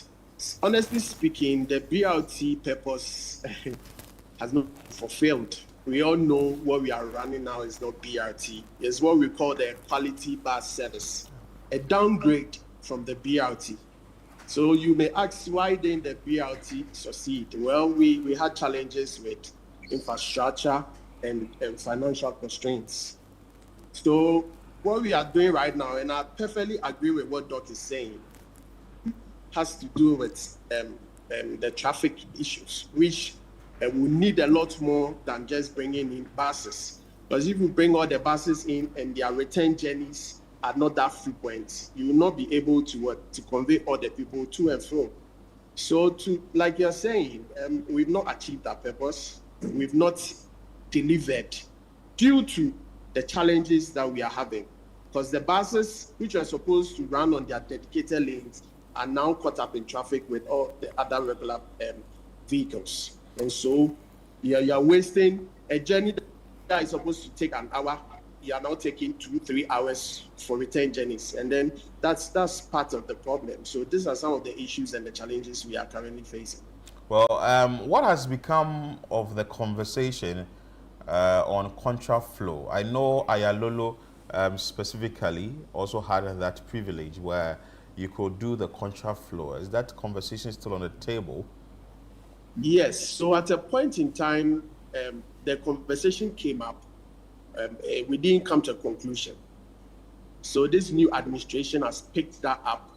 And as I talk to you now, they are talks are far advanced to bring in that initiative, because obviously that will help a lot.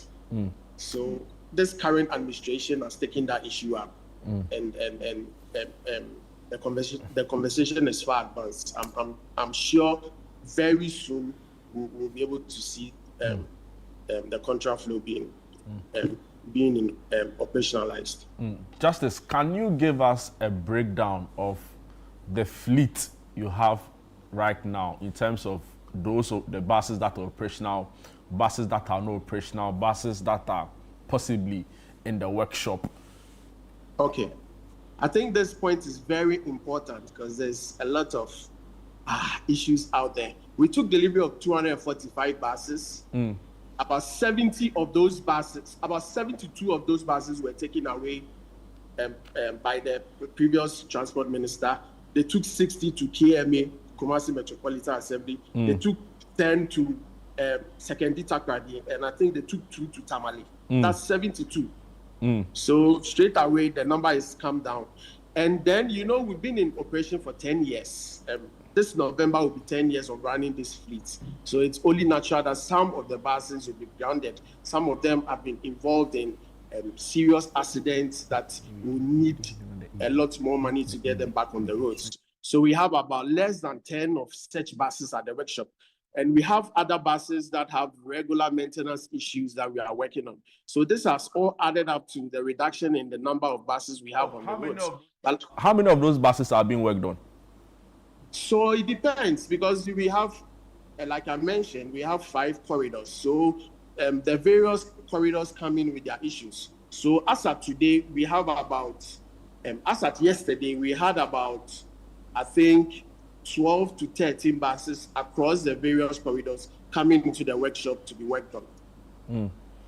What are some of the faults, right? I know you are not a technical, you're not a mechanic, right? Yes. But what I'm sure as an agency, you should be minded about the common causes of it. Because I hear people say there's a maintenance problem, right? Possibly it could be that drivers are not handling the vehicle the way they ought to. So then maybe we can draw down to training.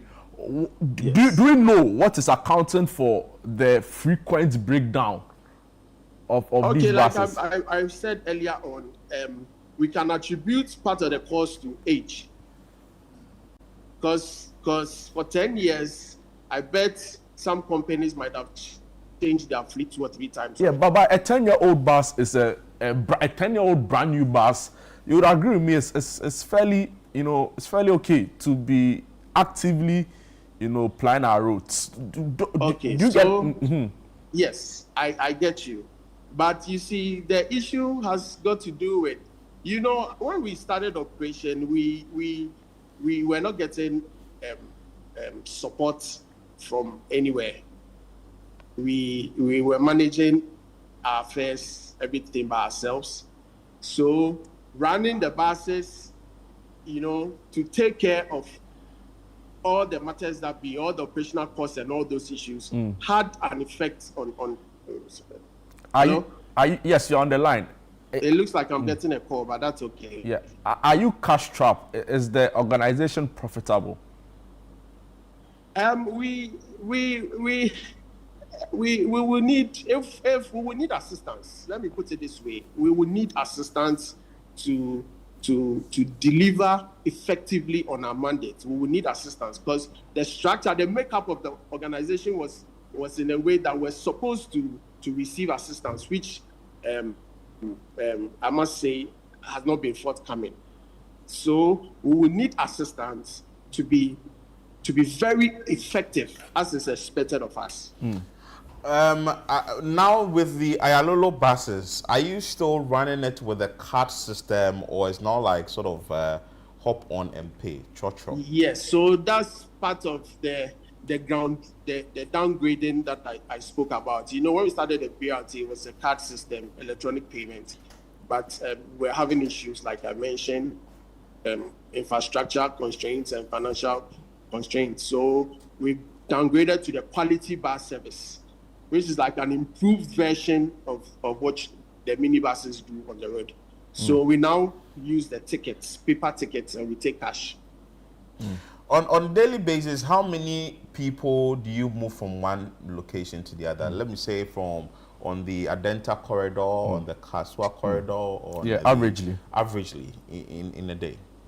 Yes, you know, I don't know if you've heard these complaints, but we get reports from our customers and passengers calling into our customer care line, telling us that buses are overpacked and there are too many people in the buses. They don't have briefing spaces. So we are getting fairly good numbers. I'll not be able to speak to the specific numbers. I'll be able to get that for you later from the operations department. But we are getting fairly good numbers on the road. So it means that now now that it's parked there, are you still using I know the bus has air conditions and all that. The features of the bus totally destroyed, or some of them are functioning? Okay, so when the buses came, not all the buses had air condition. It was just out of the 245, I think it was only the buses. You know, the buses have body numbers, 001, 002. So I think it's the buses that were from 180 or 200 to all the way to 245 were the buses that had air conditioning. So the buses, most of the buses were not air conditioned, didn't have air conditioning facilities when they were brought in. Now, how can Ayalolo operations resolve the transport crisis we are having in this country? Because, like Doc has been saying, we need to enforce either our dedicated lanes or to bring in the contraflow, so that the return journeys, the frequency will be matched for us to take passengers and come back. Because if you bring 100 buses and they are all caught up in the traffic, the people will still be stuck in there. But if the buses are able to go and return as much as possible, I think most of the problem we're having now can be solved. So it's not just getting new buses, but it's getting all the stakeholders involved to bring a holistic approach. So dealing with the road and all those other things that may come in. So do you still work with the pickup time? Well, for now, because we have downgraded the service from a BRT status to a quality bus service status, we move when we have the seats are full. You know, the seats are supposed to be 40 seats, and then provision is being made for 40 standees. So when we have the seats full, and then we have some standees, we move. Okay, you stay on with us. Doc, we have some messages coming in here. I would want to ask your opinion on that. This one says that, can we recalibrate our traffic lights? Can we minimize the pragya on highways? Again, can we get the police to be more vigilant and discipline themselves in order to discipline the drivers who are very indisciplined? Discipline themselves. Discipline themselves to discipline the drivers who are very indisciplined.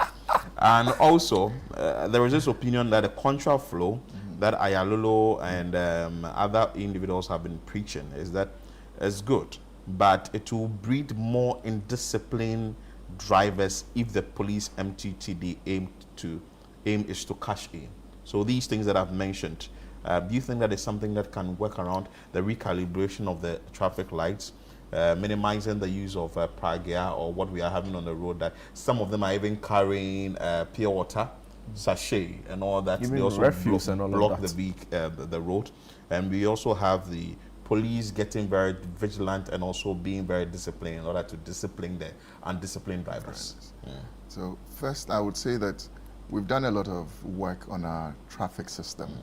And that if you think about it, the urban transport projects by the World Bank from 2016 right down to 2018 actually digitized our traffic system such that we have a centralized traffic control system. If you go to the Ministry of Transport and then you go to urban roads, what it means is we could look at maybe making the lights work at a shorter time given the kind of congestion we have on our roads. But as I said earlier, if we're going to do anything contraflow, we need MTTD to be as vigilant as possible, because the moment you tell people that use 2 lanes on the other lane, which is free, it means there should be someone monitoring to ensure that not all 3 lanes are taking over, and also they are not slowing down on that empty lane to pick passengers, because you need that to flow so that the traffic on the traditional routes they would have used is moving.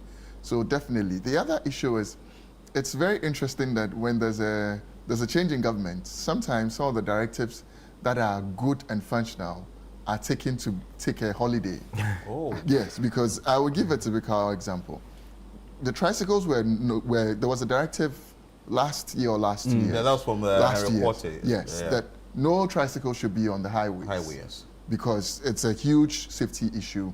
It's a huge congestion problem. After the new government came in, there's now influx of tricycles on the highways. Aboboya. Yes. As you call It's them. not as if there's been a new directive to say that you can now use it. But it looks like, oh, there's a hiatus now. We can. Yeah, the law is relaxed. Thank you. And Wow. so it comes down to the enforcement. In that way, there can be some enforcement to deal with it. The other thing is there's also the consistent breakdown of cargo tracks on these roads. Yeah. Because beyond the congestion we are seeing, beyond the numbers increasing, there's also congestion created by broken down vehicles on the roads. Yeah. And so to really deal with the problem that is happening now, it's not just a single solution to bring in one thing to say it's going to be the magic wand. It has to be a set of tools that we're deploying Come together. to say that we're going to do contract flow, we're going to deploy MTTD, we're going to release more buses, and then we're going to ensure that even if you do contract flow and buses keep breaking down on those lanes, you're not going to get your traffic moving. And so it also has to be looked at in that way so that we can deal with it. In the short term, these can be solutions we can go to. In the long term, we need to start thinking of how are we going to bring back BRT? If you go to Lagos, if you go to Nairobi, if you go to Johannesburg, Lagos has its own problems. But the interesting thing in Lagos is that Lagos has a number of functional train systems that go from Lagos to Abeokuta, that go from various places. But their road, mobility also looks very chaotic sometimes. It does. That's what I'm saying. Lagos has its own problems, but Lagos is still doing a lot in the rail system. If you go to Nairobi, has a BRT. Is that to say that if Lagos had ignored the train system, it would have had more chaos on the road. Exactly. Yeah. It would have been worse. And so it's important for us to look at other alternatives, to look at the long term. It's still a big problem that we ignore. As long as you have cargo vehicles using our roads, the roads will never be good. Because the kind of load these cargo vehicles carry so heavy. It's so heavy that even if you invest so much in your roads, they would be destroyed in a short time. Wow. Let me ask you this question. There's a lot of ongoing construction work on our roads. Listening to you, I get the sense that the problem on our roads with all we are discussing is interconnected. You talk also about the breakdown of cargo, particularly on the motorway. I see that a lot.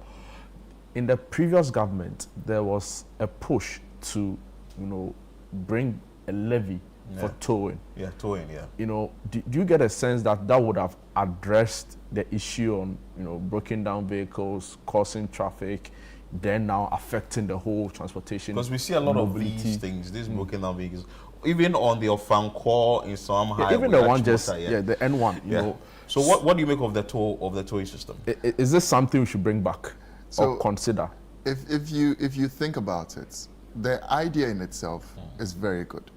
But then the question is, if every vehicle by law is supposed to have insurance, what are the insurance companies doing?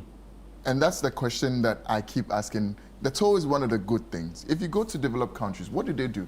If I pay insurance and my vehicle breaks down, my insurance company is responsible for making sure the vehicle is towed. Oh, wow. Because I've insured the vehicle. And that's the conversation we need to think about. Wow. If we're paying premium for insurance, even comprehensive, what happens when there's an accident on the road is that the car is serviced, the damage to the road and traffic infrastructure is ignored. And so you realize that the road rails are consistently destroyed and nobody fixes it because it's supposed to be a highway problem.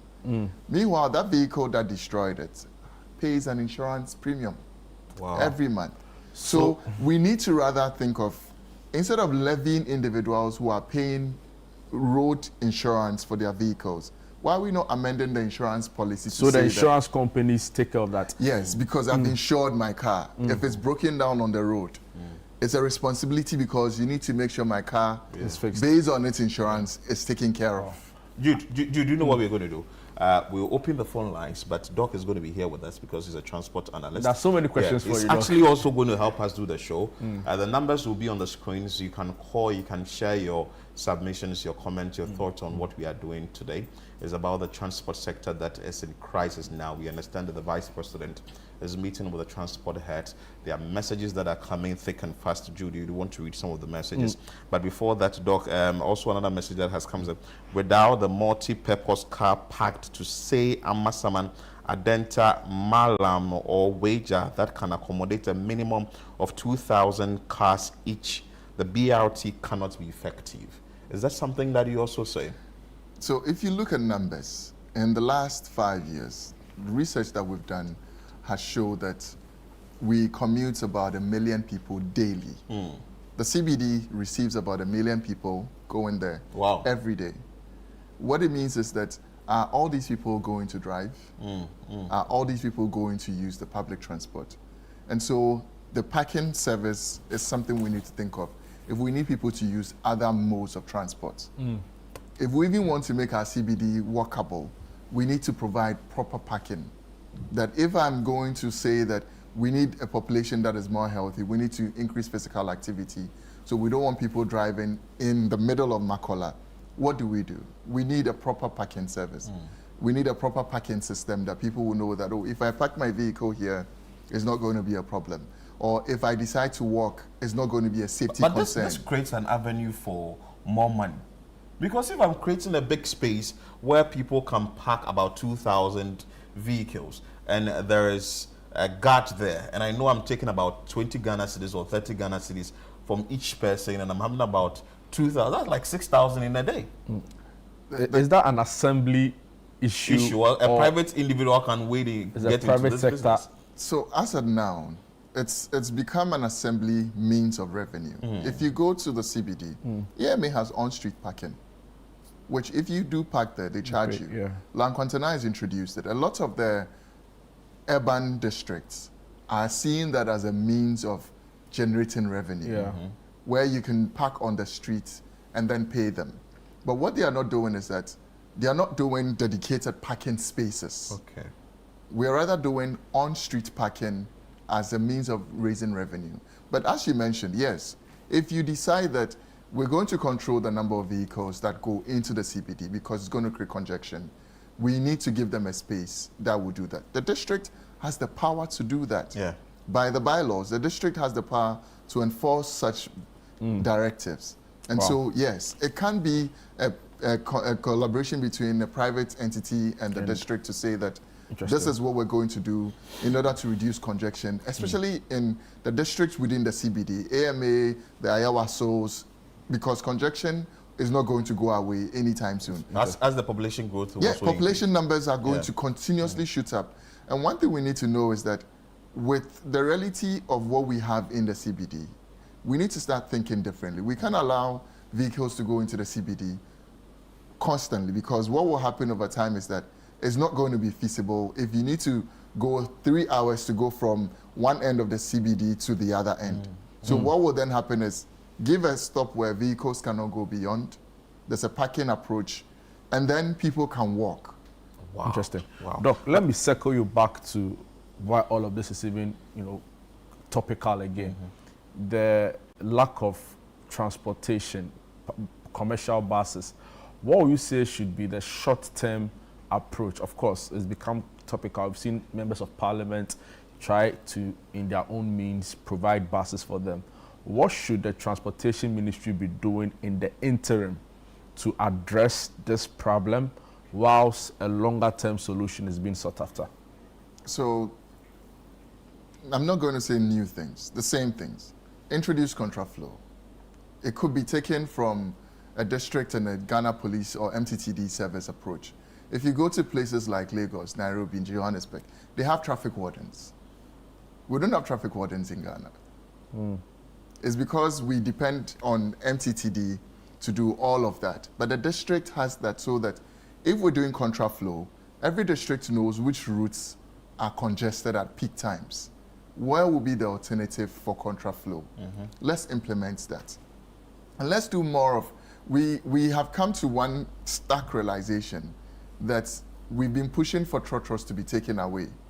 Today, we know that if trotros are taken away today, there'll be more crisis in the city. True. Because they serve a very critical role. Yeah. I don't think the push has been that we should remove them in its entirety. I think a lot more people have said that it should be a gradual phase out. Exactly. And so what will be important is that more introduction of bus systems, more introduction of government-supported transport. Because if you go to the transport sector and you leave it for the private sector alone, you're creating a system where you do not control economic activity in your own country. Because once people cannot move, once people cannot get to their destinations, how are they going to go to work? How are they going to generate income for the country? And so it has to be a supported approach. In most developed countries, what they do is that you go to the city, there's a service contract for a private individual, but to provide the transport service managed by the government. So the government doesn't buy buses.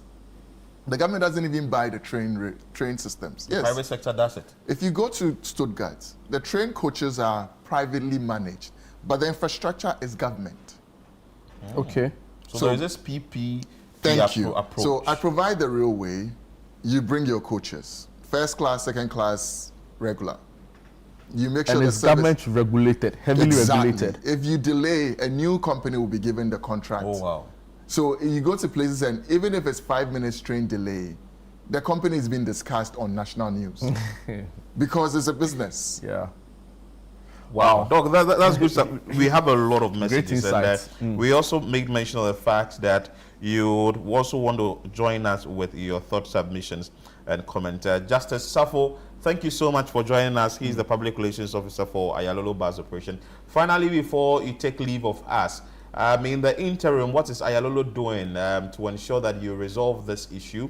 And two, we've seen that most of your vehicles are not in good shape. Are you working around? Though you say you need more funds, how are you pushing this agenda to ensure that at least you put your vehicles in good shape? Just as you are wrapping up for us. Thank you. All right, thank you. So what we've done is we have rescheduled our operation times. We have, extended our operation at the times we usually close. As I talk to you now, we started in December. You can still find our buses on the roads after 9, 10, sometimes 11. Our buses are on the road. We've extended our services to our operation time to help contain the large numbers of commuters that are stranded. And then we, as part of the problem to solve the issues with maintenance and all that, we are still trying to, the MD has been talking to some partners and has been, trying to make some contacts. And then we are also trying to get some services. We are trying to introduce some innovative ways that we can raise some revenue, like an advertisements on our buses. I know if you look around, you can see that some of our buses have some products being advertised on them. Those are some of the ways we are trying to raise some funds to cater for those broken down buses. Okay. So thank you so much for your time, Justice Safo. We will definitely be engaging you more as we are finding a lasting solution to this issue. But I'm sure that your leadership will also be part of the conversation this morning that the Vice President will be engaging the leadership of the transport sector. Thank you so much, Justice. Meanwhile, you can also join us with your thoughts, submissions, and comments on the WhatsApp line that has been displayed on the screen. We are opening the phone lines now. You can call us and share your thoughts on what is happening with you when you are commuting from home to work and from work to home, and also what you really think that could be done to resolve this issue and address the transport crisis that we are facing now in this country. Jude, we have a number of comments that we will want to share with our viewers. This one comes as one of the most serious problem causing the congestion on the road is the fact that there are no road markings or signs. Doc, some of the things you would want to take your you would take your thoughts on it as well. And the result is that there is a 3-lane road could take to turn into 6-lane or 7 lanes road with drivers creating imaginary lanes and congestion. Road markings keep the road organized, and that I agree with, because sometimes you get to from Achimota to Accra Mall. The road is 3-lane, but eventually it's made to be 4 lanes. Because the service lane actually being used for another road because of the congestion on the road. Someone says you can only have road markings on a road that is actual road. For a lot of the roads we have in the country, they are not in good condition. They're not in good condition. So you can't have road markings on them. Someone says that top of the morning, guys. Thank you for the transportation education by your guests. Funnily, the Baumia electric buses started about 2 years after Adenta to Accra runs nicely, but one has to catch it by 6 a.m. from Adenta and 5-ish from Accra back. I don't know how to operate after 8 a.m. or during the day. This is coming from Sam. But we understand that Albert is joining us. Albert, good morning. Morning, sir. You are calling us from where? You are doing good. From Asarboche. Okay, let's hear from you. My name is Albert Kweku Brampa. Good, let's hear from you. You are doing well, and your guest is very good as well. He's educating us. But what I want to suggest is that, is this difficult for a government now that we are speaking to say that this is a security issue? Students, you can see students, our own students are in the queue as at 8 a.m. Assuming that of your ward is going to school to study elective maths this morning, is still in the queue as at 8 a.m. When is he going to attend the class? So it's a security issue. So national security should take it up. Ghana Armed Forces can provide buses. Let me make it clear. There are certain things that we need to talk about. It floods, no curve. Ghana, we need discipline. So can't we put Ghana Armed Forces together, their department, engineering department, all these buses that grounded or parked in the bush? Are we saying that we cannot invite Ghana Armed Forces, their mechanical department, to take up and work on all these buses? Because I have never been seeing Ghana Armed Forces buses or vehicles spoil anywhere before. They always make sure that they maintain it and send it back to their barracks. Have you been seeing it? But you can see police vehicles in individual fitting shops. Why? How do you use a police vehicle to go and give to individuals to repair? We have young ones who are applying for this recruitment. Some are mechanics, some are electricians, some are these auto mechanics. Okay, let's recruit them so that we give Ghana Armed Forces to take over the transport so that there will be a discipline on the way. Point well made. Albert, thank you so much. Doc, do you side with that? You agree with this point on the role of the Ghana Armed Forces? The national security, they have set on the field already. On the field. You know, whipping. So there is a video that you would see. If the video is displayed, there was one at Circle yesterday, and behind there was a gentleman wearing green. Behind was operative. I think it's from National Security Operative. So can the military, do they have a role in this? The interesting thing is that if we think of it really, this is a crisis. And it's not just a crisis for, it's a security crisis because, like I said, if people can go to work, the economy. It affects the economy. It has serious safety concerns. People jumping on cargo tracks. With babies at the back. At night. Unimaginable. It's a security issue. It's also that it's not just enforcing the fares, the discipline on the road, the MTTD. If we want the army to come in and support or the military to come in and support, it's important that we don't push out the MTTD, who do this as their bread and butter, because they understand these routes and these intersections. And so, yes, bring more discipline, but let's find a way to deal with the congestion. Yeah. We have George from Tema joining us. George, good morning. Let's hear from you. Okay, good morning, City. I'm very... Channel 1 TV. Okay, sorry. So good morning, Channel 1 TV. And thanks for the education this morning. Okay, I think this issue concerning transport, and to my understanding, I think it kind of looks like a sabotage on the government or something.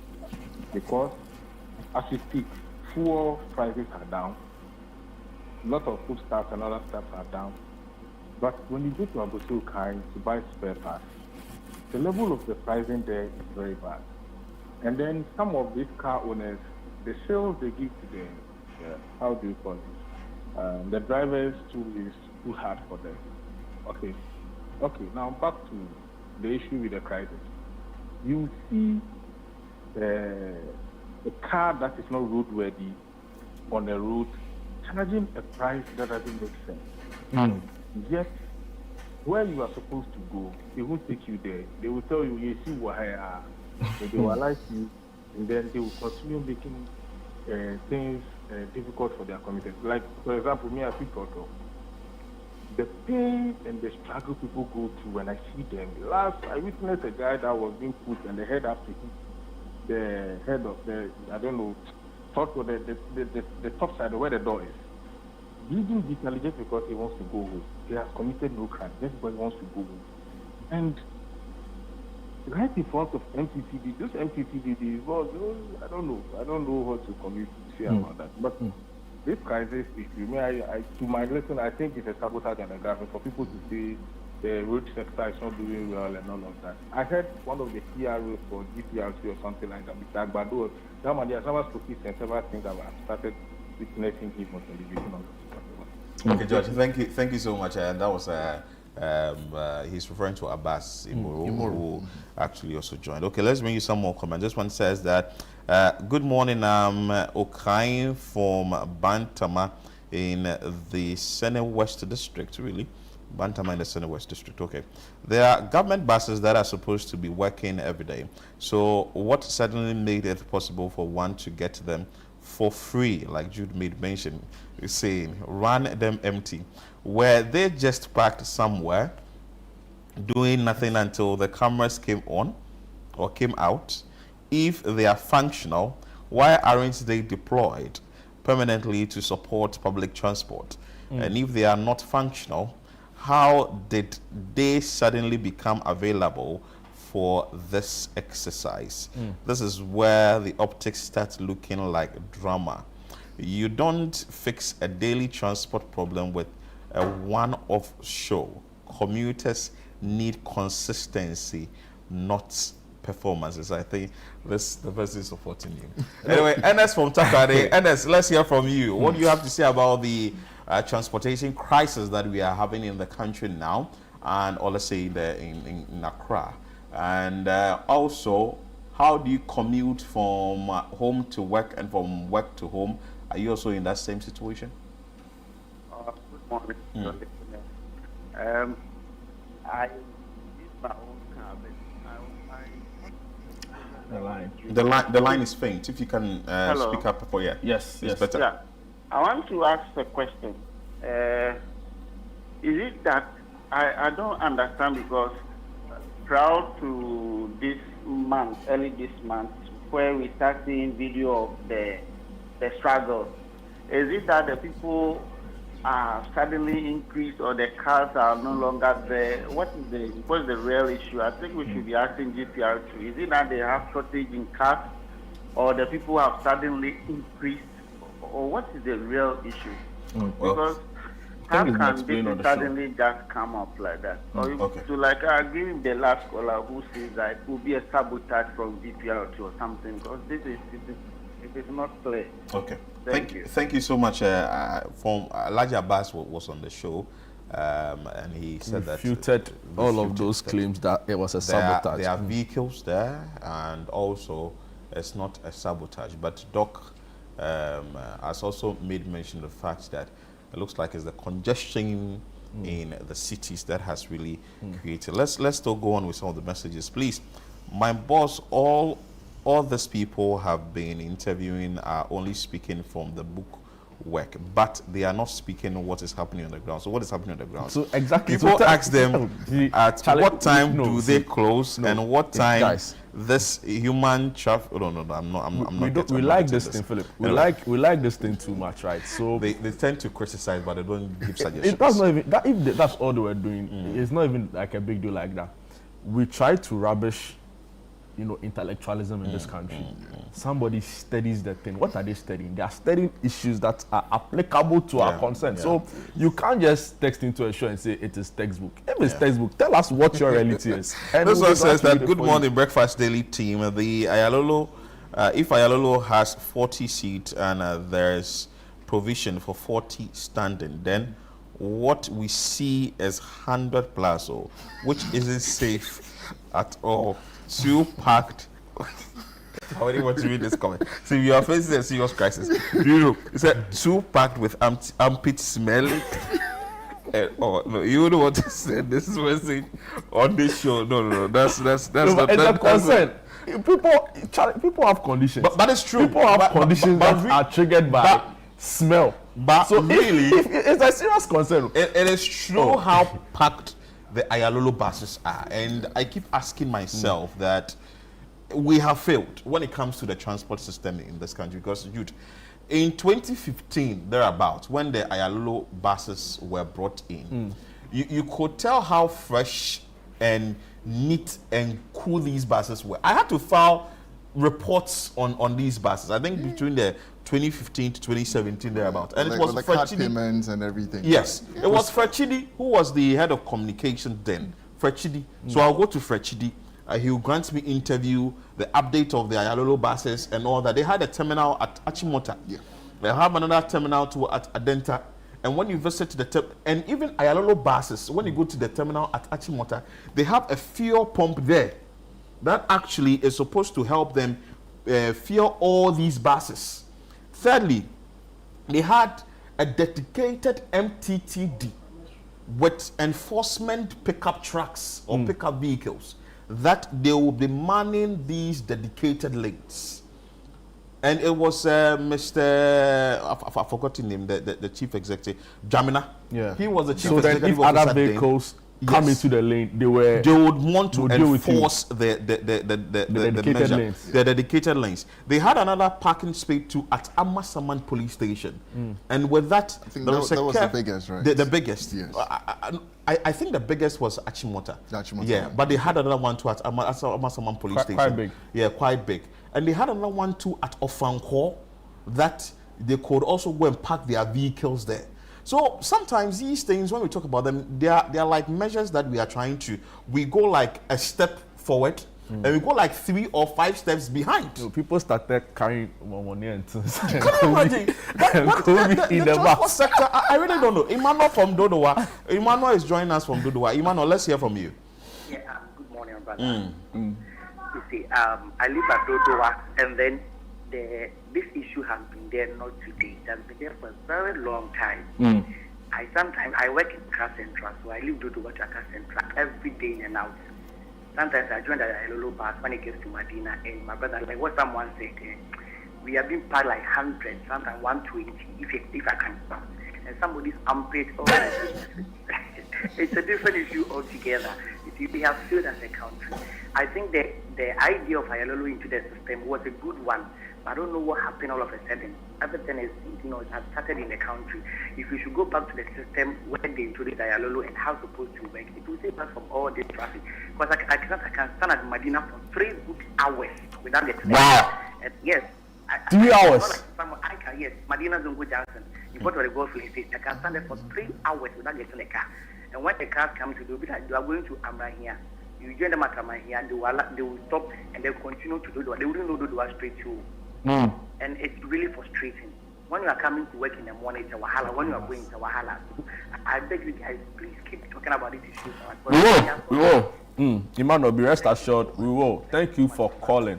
So clearly raises issues at variance with the submissions by Abbas Imoro, because he said that, for example, they are going from Medina to Dodowa. They'll stop at Amrahia and say that they are doing Amrahia to Dodowa. So what it means is that I think he's talking about the Ayalulu buses. No, these are so. If maybe Emmanuel should clarify. Yeah. His point, if I got him correctly, was that the trotros. No, I think he's talking about the Ayalulu buses. No, he did mention trotro. He said that he could stand at the station for 3 hours, yes, hoping to get the Medina car, and wouldn't get it. Yeah. I don't think that is where the Ayalulu buses. So this is one thing. So there's artificial shortage in the system that for me we wouldn't want to. We don't really have the statistics to. I'm saying that if briefly on your comment on what you want to do. So what's happening is that if vehicles load at the station, they'll go to their destination. And that's what Abbas Imoro is saying. But the reality is that most of these trotro operators, they are aware of the demand.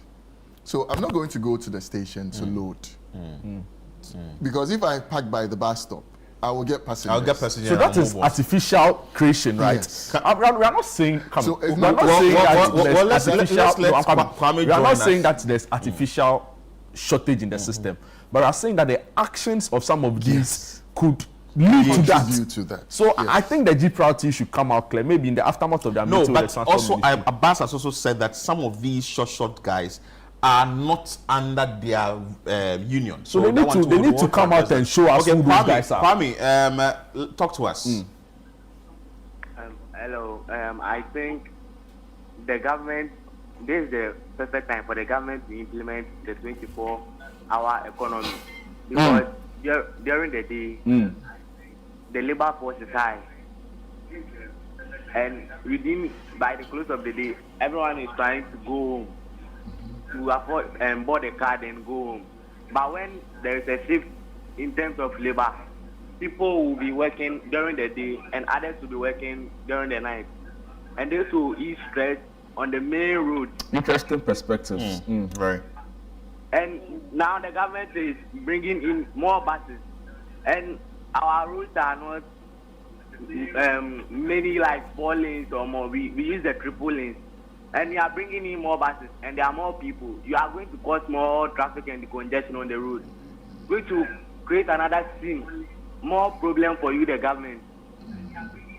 Kwame, that's a good one. Thank you so much for that interesting submission. And I think that if the 24-hour economy has been pushed, well, it has to go through a process though, but it has to be done. Because if you're having shift systems, and we know that this number of people are going to work in the morning, people are going to work in the afternoon, others are going to work in the evening to the next day, maybe it's going to ease the congestion a bit. But you are the expert, you are the analyst. Do you think that it could help? So, if we look at industries that operate 24 hours, the manufacturing industry, the health sector, what we need to understand is that they have their own systems.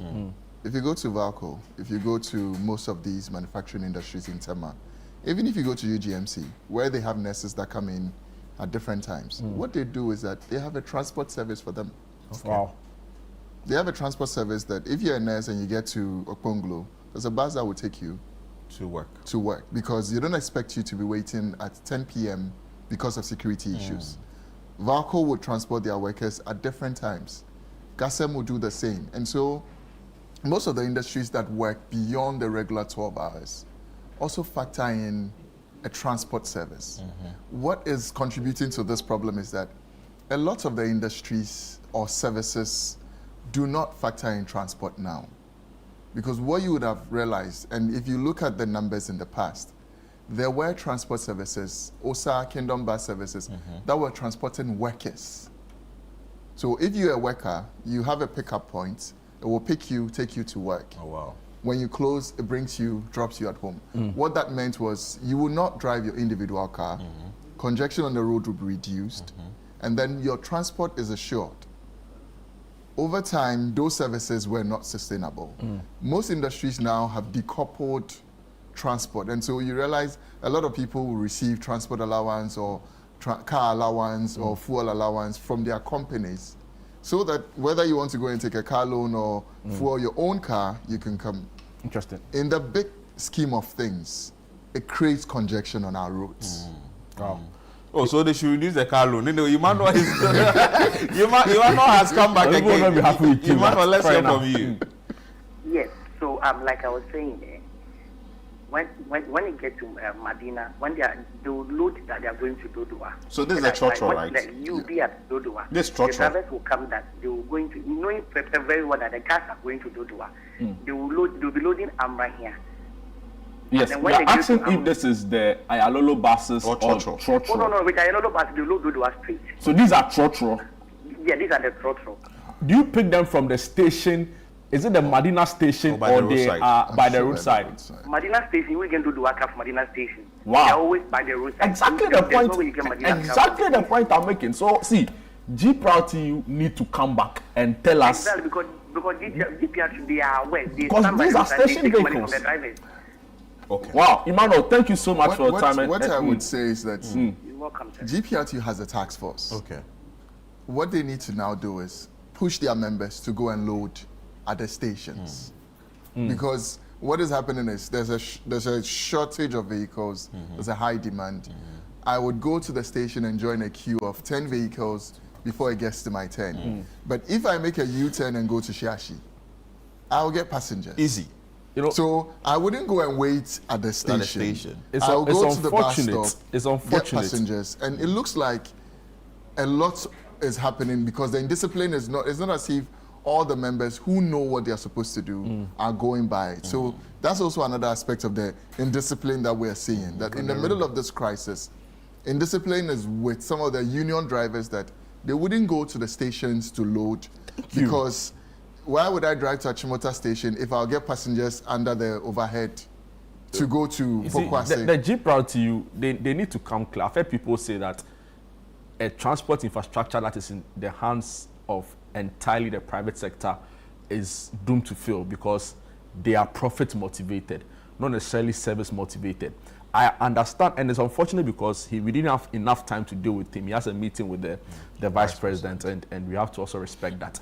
But again, the GPRTU can't tell us that all of these people causing the indiscipline on the road are purely floating drivers. But mind you, it's not only the GPRTU that is a union. Yes. We have concern drivers union. We all have of committed them, all of them, drivers. all There of is- them, all of they are them, all under of a them, bigger all of umbrella them. called the So Coalition of my point is Transport that Unions. if somebody is bringing your institution to disrepute, it is in your interest to tell us and fish out those. So I kept asking him, do we know this? How do we differentiate between a floating driver? So it is the responsibility of GPRTU to come out and clearly explain Or to the the driver public unions, let's put it who that way. the driver Yeah. unions, Yeah. fair enough, who a floating driver is without an institution or an association, and who a recognized GPRTU or concerned driver is. So the public is clearly aware. Other than that, we would keep still be having this issue anyway.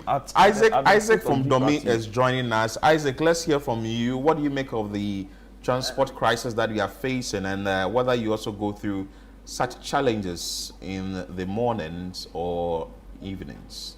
Okay, there was a caller from Dodoa. He said you can't get car from Medina to Dodoa. Same applies here. We as a country, we failed because they're supposed to be the congestion exercises.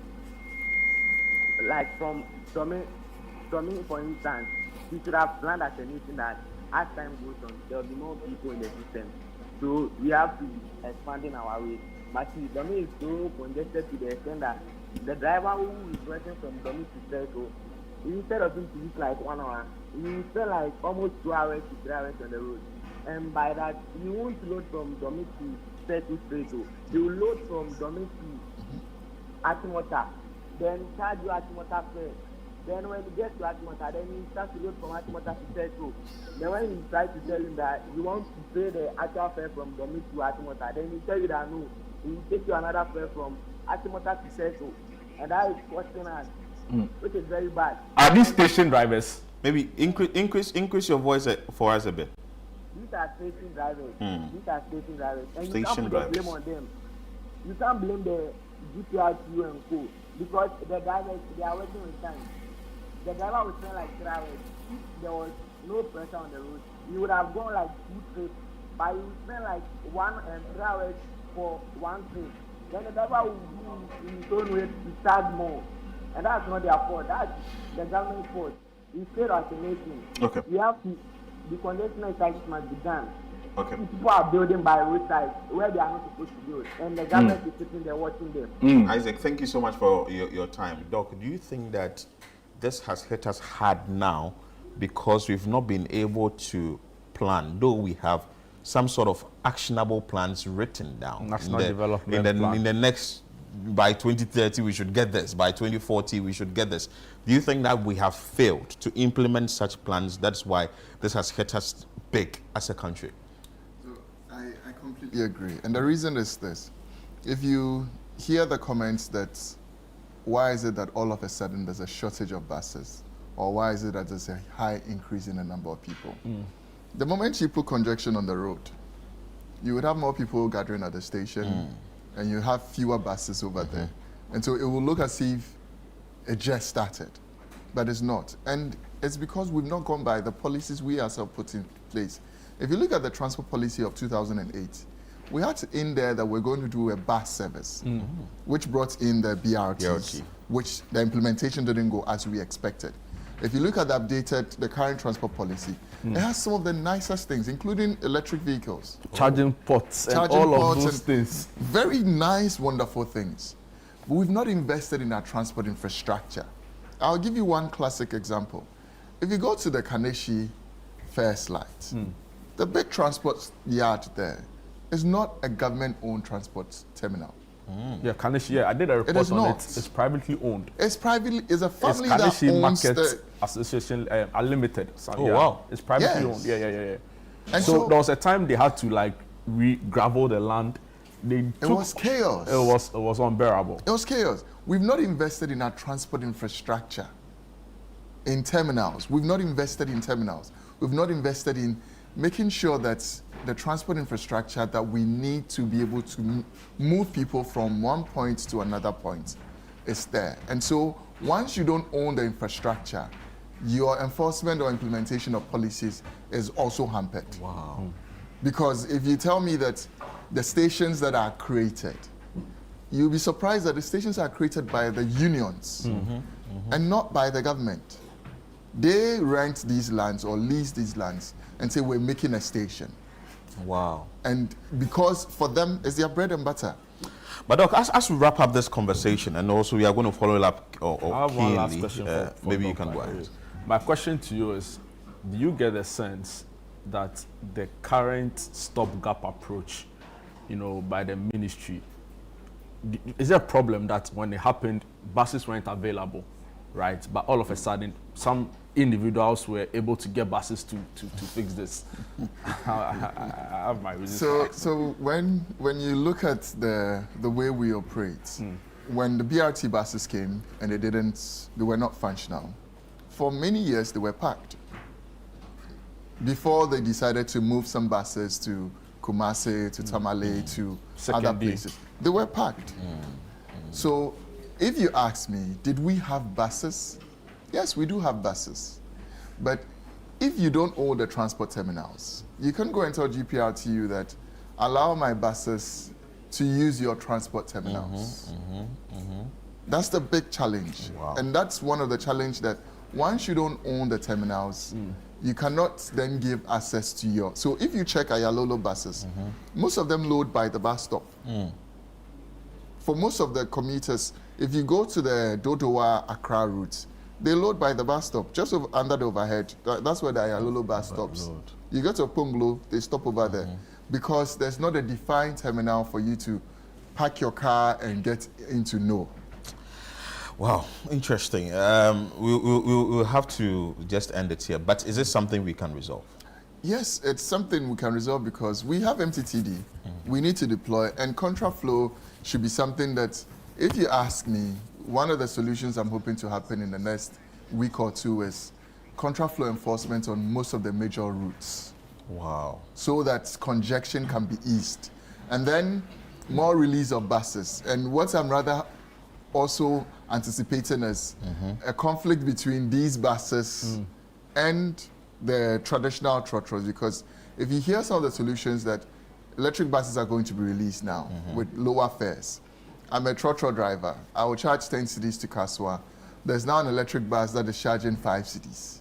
It means that the problem will be solved and I'll lose market. So we should also anticipate some tensions and how to deal with it if the solutions we are proposing do work. Wow. But Amazing. definitely more buses, contraflow, more police, if we want to include the military to ensure discipline. And GPRTU have to release their task force. There's a task force that they have which ensures that people do not pick passengers by the road. Members go to the station. Let's see these enforcements happening so that indiscipline does not create other stress for pedestrians and passengers that are trying to move for various activities. Doc, thank you so much for Dr. your time. Let's bring you some few comments and we go for a quick break. This one says, I don't buy the idea of banning tricycles on the highway because as someone saw, no, totally, it has to be banned. Good morning, please. My humble submission is that government should provide military and prison buses as emergency solutions for commuters at 37 to La Paz and Ablekuma areas and do same for other places. The situation in Medina Zongo Junction is hell. We spend 2 hours waiting for our Lolo buses and the churches are always full. Good morning. I am much impressed with your discussion and I want to highlight a few things that will contribute to solving the issues at hand. Maintenance culture, enforcement of laws in transport sector, discipline by both agencies, drivers and passengers. Note, the country has to be governed by the military. No. You wouldn't want to go into military rule. Then you just throw the towel. Doctor, you are hosting the morning show. Has a lot of solving this issue if you are giving us opportunity so that the government should look at it. Okay, someone says, my thoughts on the current transport system is for Ghana to develop its own transport system. My thoughts, you repeated the message again. Since the whole transport crisis sometimes happening, I think structural drivers in the stations join a long queue to get passengers and might not get many trips to pay his sales. So they tend to operate on the bus stops, and which is a whole business on its own, from shadow boys to... The point is that, so instead of going to the station, you rather go to the bus stop and do the peace thing that we're talking about. I know the shadow boys. Those who come and load, the loading boys. Thank you so much, Dr. Elvis Trejiabo, who is a transport analyst, and also we had Justice K. Safo, who is a public relations officer, Ayalolo Bus Operations. He joined us via phone as well. We also had Abbas Imoro, public relations officer, GPRTU. He was here with us earlier, but had to leave because of the meeting with the vice president on the transport issues. And also Mubarak Watara, head of corporate communications, Metro Mass Transit. Ladies and gentlemen, we are not going to leave this conversation because we'll be following up keenly what will come up as a result of the conversation between the vice president and the transport heads. But definitely trust us here on Channel 1 TV. We're bringing you update of what will be happening so we can all get the issues resolved when it comes to our transportation sector. We'll take a quick break here. This is still Breakfast Daily on Channel 1 TV. We'll bring you more on the show.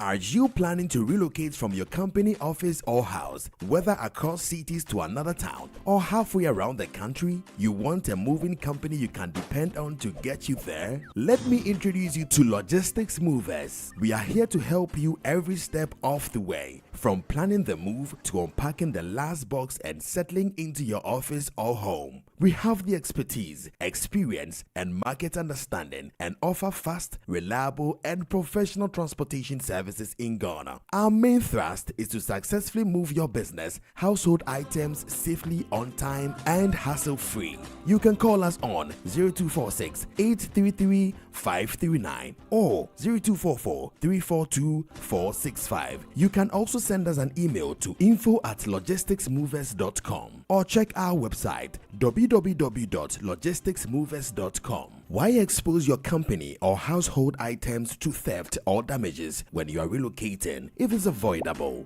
Logistics Movers, we help you relocate. Life is a celebration of moments. Big and small. The sun is scorching, I'm feeling the heat. With Piva Drink, every moment becomes a refreshing celebration. From the beach to your home, in every corner of your world, Piva Drink adds a burst of refreshment. Give me Piva cocktail and tangerine.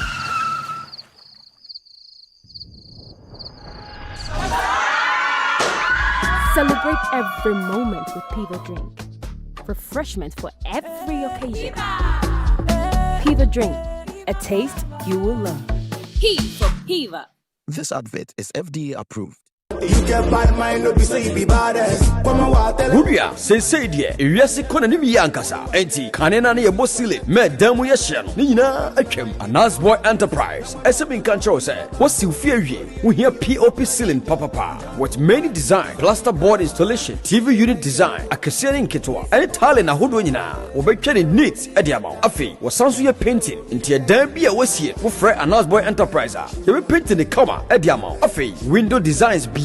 Ya ni nyina bi bia na wo dwen se wo besi fie na fie na wo besi ne so no wo hia de so bi mada Anas Boy Enterprise ST say residential and commercial construction afi we renovation and remodeling surveying bia open no obe ne kama e de ama afi architectural design say ko twi ko brema bae and drawing plans wo be ne neat e de ama menua berema ma me kan for Anas Boy Enterprise and for ma e say wonim de na ne nsa no ye fe come on enti sa open ne ma mabobo so nyina ejumadia hwehwe Anas Boy Enterprise no twa needs locate Anas Boy Enterprise our Tantra Hill Amasamai and Ablekuma Canada Junction so open shimwa fre 034-611-3461 Anas Boy Enterprise Wunimte Ankasa.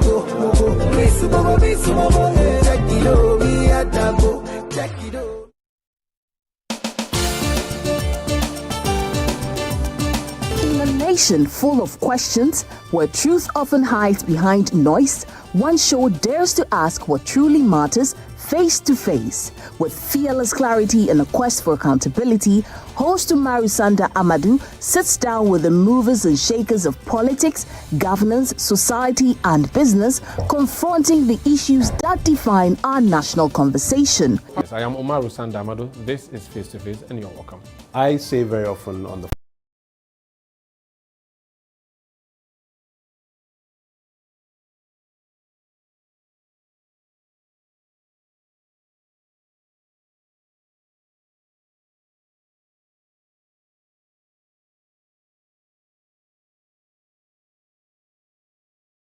Disintegration is extreme. We do not wish that even on your worst enemy. Every Tuesday at 9 p.m., join Umaru Sanda Amadou on Face to Face as he digs deeper, challenges power, and reveals the stories shaping Ghana's future. Only on Channel 1 TV. Welcome to The Point of View. This is your favorite current affairs show here on Channel 1 Television. On The Point of View, we pick the right topics, get the right guests, and ask them relevant questions on issues that matter to you. With the complexities of the issues happening around us on a daily basis, it's the hard-hitting conversations and the probing questions of The Point of View. So what is the Public Account Committee's job?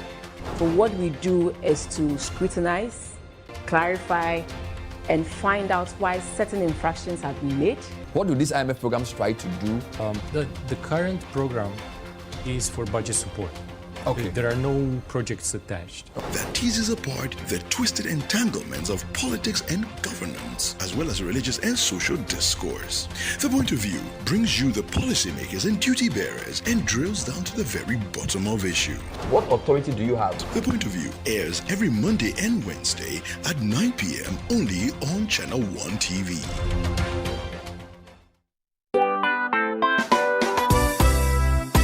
The Sweetrose Secondary School's Wesco Alumni Association invites all alumni to its annual all-year groups Thanksgiving and Remembrance Service. There will be remembrance of the departed PACAs and also the launch of the 67th Speech and Prize Giving Day. The date, Sunday the 18th of January 2026. Time, it's 2 p.m. Venue, Cedar Mountain Assemblies of God Church, East Legon. Contact your year group president and register your attendance now. Semper Cum Optimus, always with the best.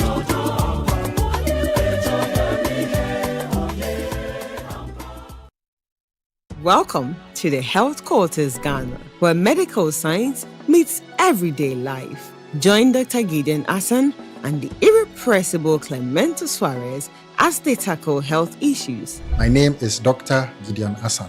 I have with me here my co-host, Clemento Suarez. I knew how it felt anytime I started to feel the pain. Whether it is hernia, breast cancer, cataracts, or infertility, the show brings together victims to share their real life stories and experts to debunk myths. If you wear cotton supporter, and they be a pampers and a benwa or bosom. So you see, instead of it being raw egg, I done it because you animal. Make a date with us every Sunday at 4 p.m. on Channel 1 TV. Don't forget to subscribe on YouTube and all social media platforms at Health Quarters Ghana.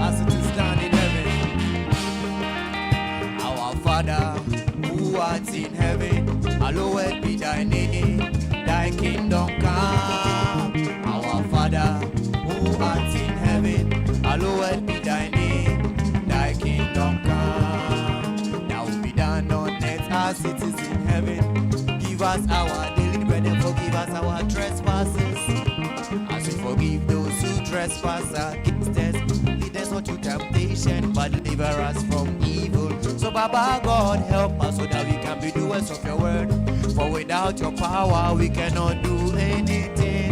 So Baba God help us so that we can be doers of your word. Because without your power, we cannot do anything. Our Father who art in heaven, hallowed be thy name. Thy kingdom come. Our Father who art in heaven, hallowed be thy name. Thy kingdom come. us our daily bread and forgive us our trespasses, as we forgive those who trespass against us. Lead us not to temptation and deliver us from evil. So Baba God help us so that we can be doers of your word. Cause without your power we cannot do anything. So Baba God help us so that we can be doers of your word. Cause without your power we cannot do anything. Our Father who art in heaven, hallowed be thy name. Thy kingdom come. Our Father who art in heaven, hallowed be thy name. Thy kingdom come. Our Father who art in heaven,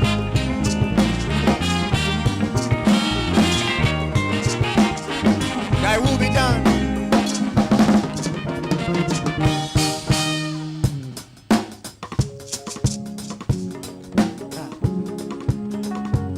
Yes.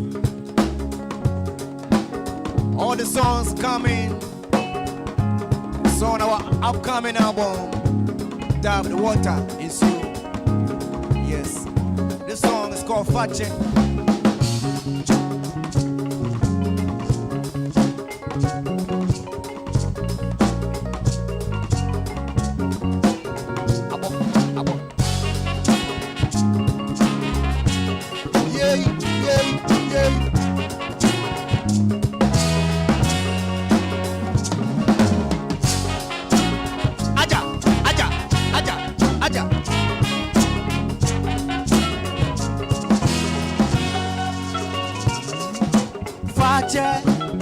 Nedia sumdeba, mama ya fe boninche, enona asumdwe womo. Fache, nedia sumdeba, ti mama ya fe boninche, enona ekayen bomo. Fache o, fache o, fache o, bide fache mi o. Fajemio, Fajemio, Fajemio, Bide, Fajeo, although you wait, Fajemio.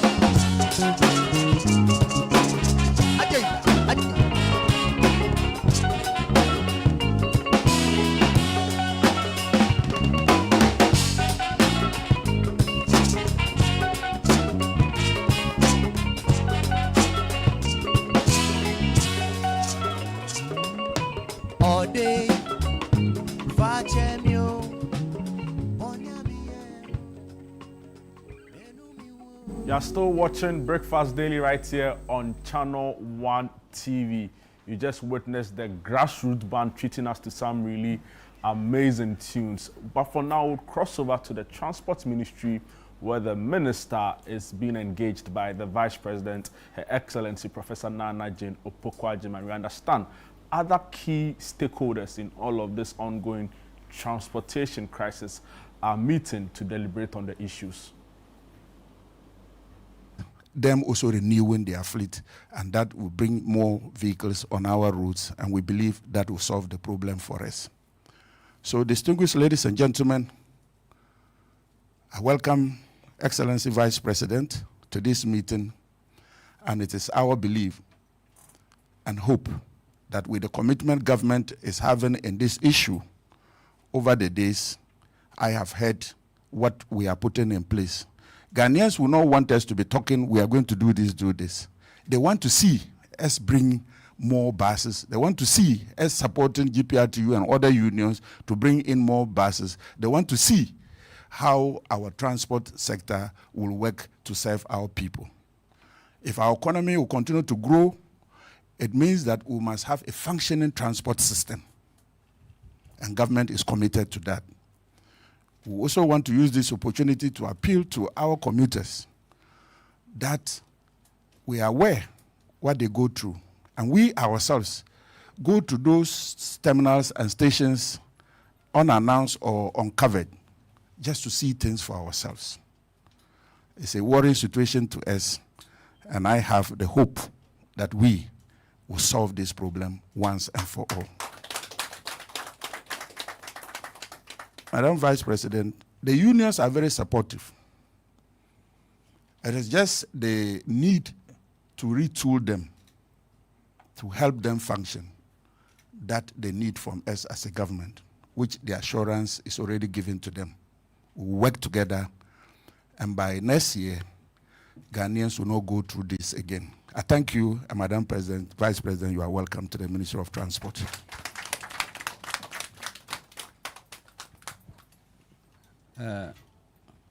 Good morning to all, and Mr. Minister, thank you very much. When you're with your grandchildren, sometimes you assume everybody knows their name, but you are the grandfather. So we will now ask for the children to tell us which unions are present, because we don't know that they are here.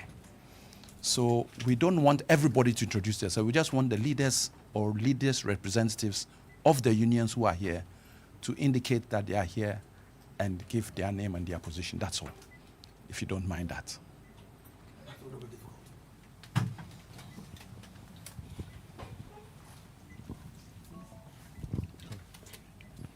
So in this case, do I call other unions or I call only my union? Do I mention only my union so the rest can do so? Every union to mention itself. Correct. Excellent. In this case, my name is Godfred Abulbire. I'm the General Secretary for GPRTU. And I'm here with my National Chairman, National Vice Chairman, my Deputy in charge of administration, and my 2 strong communication officers who are here with us. This is GPRTU present. Let me give it to Alaji. Alaji, no, your hand. Good, thank you. His Excellency, my name is Emmanuel Ohineyeboa. I'm the General Secretary for Ghana Road Transport Coordinating Council. We are here with our national executives in the person of Alaji Mohammed Tanko. He's the acting national chairman. Alaji, can you raise your hands for Madam to see you? Okay. We have Mr. Opon Boatin, our national treasurer. We have Nana Jain, our deputy general secretary, Nana Pejamu. We have Alaji Mubarak, it's also our national treasurer. We have Alaji Saleh Adams and Mohammed Ibrahim. Ibrahim, just a wave. Thank you very much, madam. Thank you. My name is Ni Ashi, Concerned Drivers Association of Ghana.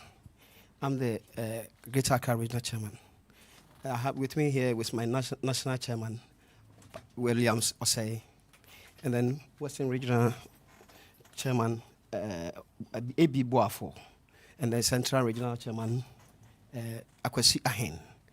Thank you.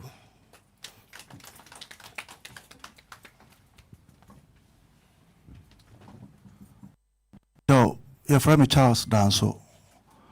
Me a chairman, Emma Ghana Commuter Drivers Association. My name is General Secretary Nebaye, but or you late kakron nam kwanso oba. My name is Alassane Ibrahim, General Secretary of Ghana National Cargo Transport Association.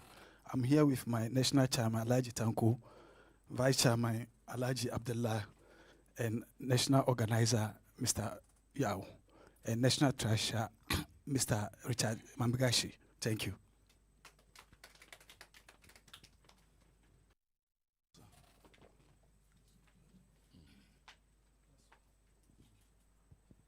Thank you very much.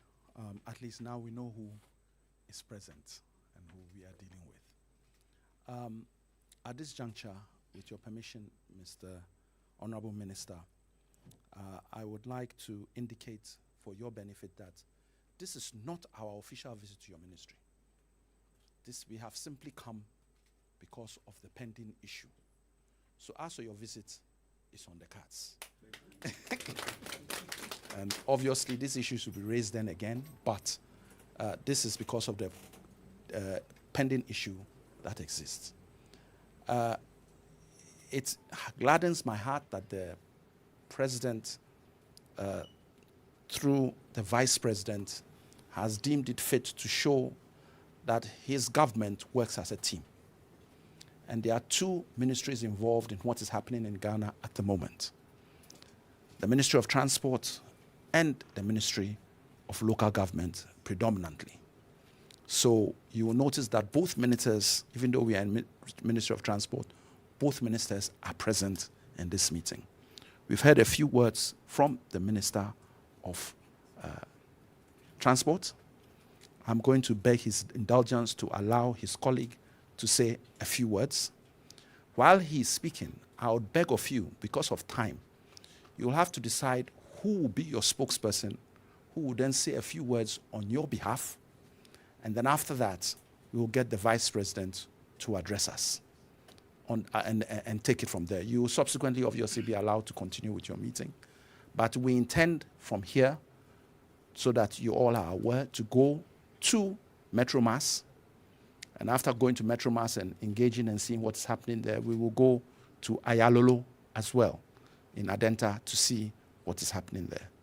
On that note, Honorable Minister of Transport, may I call your colleague to address us? Hold on 1 minute, excuse me. Yes, sir.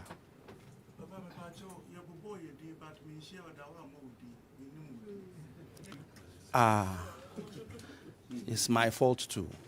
In fact, I was looking at time and I did, so I'll do a proper introduction. The Vice President didn't come on her own. She came with people.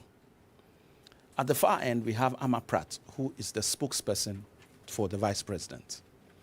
We then have Musa Abdullahi, who is the political advisor to the Vice President. We then have Mansa Amewa, who is an economic advisor to the Vice President. We have Dr. Hamza, who is a finance advisor to the Vice President. We have Papa Nyami, who is an aide to the Vice President. We then have Professor Teresa, who is the special aide to the Vice President. I know Ligby, but he's not with us. Prof. Khalid, who is also an advisor or economic advisor to the Vice President. My name is Alex Sigbefia, Chief of Staff at the Office of the Vice President.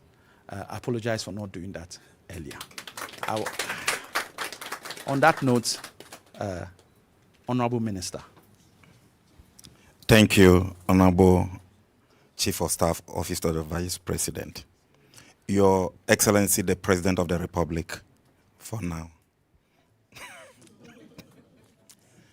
My brother, the Minister for Transport, colleagues, members of Parliament and Deputy Ministers, my brothers and sisters forming the government, senior government officials, leaders of the various unions, good morning.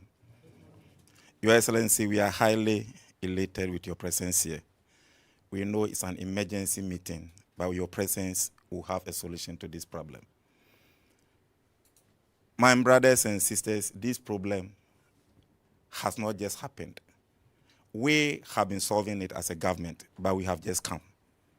The Ghana Private Road Transport Union has always been assisted by the NDC government with buses to help in the transportation of commuters.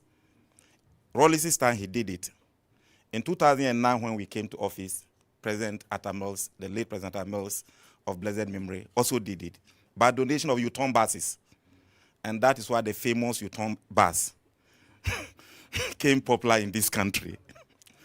In 2014 to 2015, His Excellency, the President of the Republic, President Mahama, also continued with the establishment of Ayalolo buses and also augmented the Kufuor buses.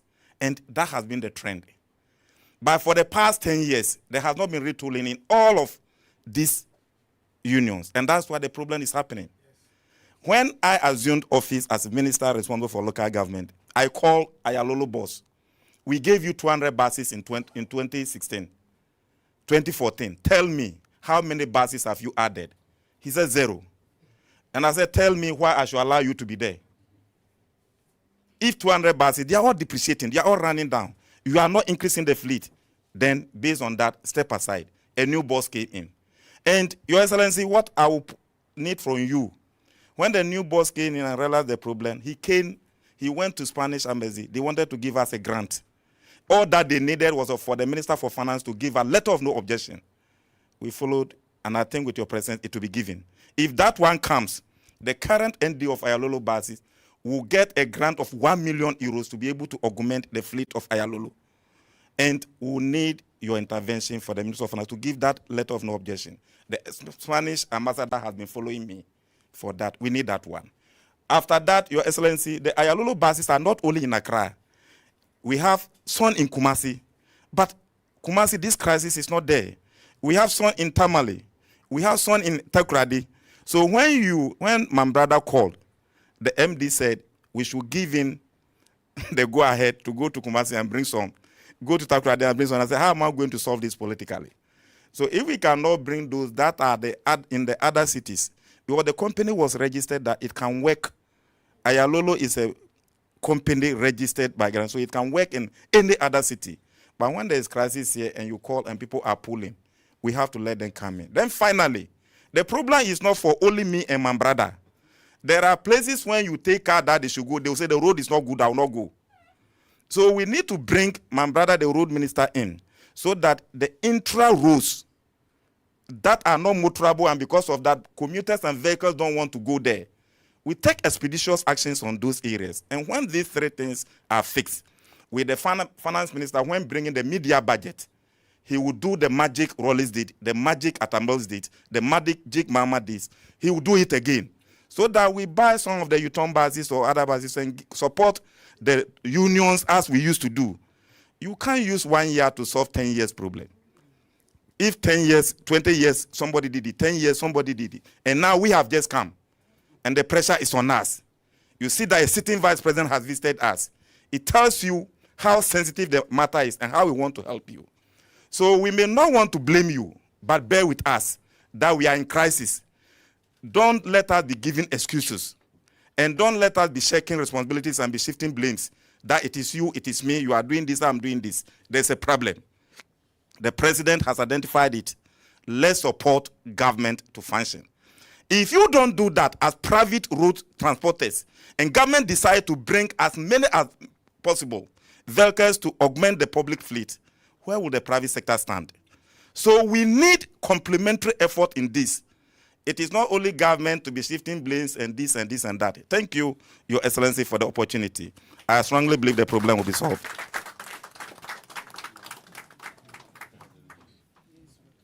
When the ministers speak like that, transport and local government, then I know that Ghana is in a good place. And President Mahama is on course. We are victims of our own success, but we are not afraid of it. We will deal with it. On that note, I will ask who is going to be your representative to speak on your behalf for the unions. For GPRG, I would speak. We can't have every union speak. Yeah, so one person must speak for everybody. Okay. It's general. Just you are having your meeting separately. All of you have the, but we just want one person. Felicia, yes, sir. The transport in the country is different. Yes, I know that. We have the passengers and we have the cargos. Yes. So if one man can speak for the passengers, then what about the cargos? Those who are carrying food food stuff from the passengers can speak. The cargo has never spoken yet. Cargo is carried, but the cargo can't speak. Human beings are carried; they can speak. So I'm not demeaning you. What I'm saying is, because all of us need help. Yes, I agree. The truth of the matter is that you are having a meeting with the transport minister, the local government minister, and their deputies. The actual nitty-gritty is being dealt with.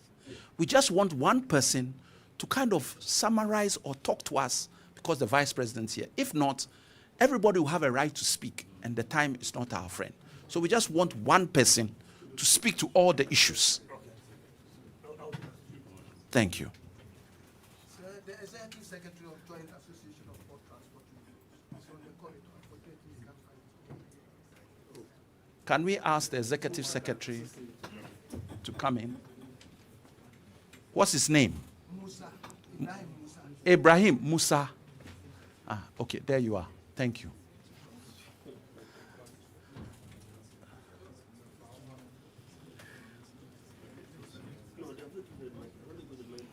So can I now know, are you going to speak? Thank you so much. So on that note, please give us a short rendition of some of your concerns and what the issues may or may not be. Thank you.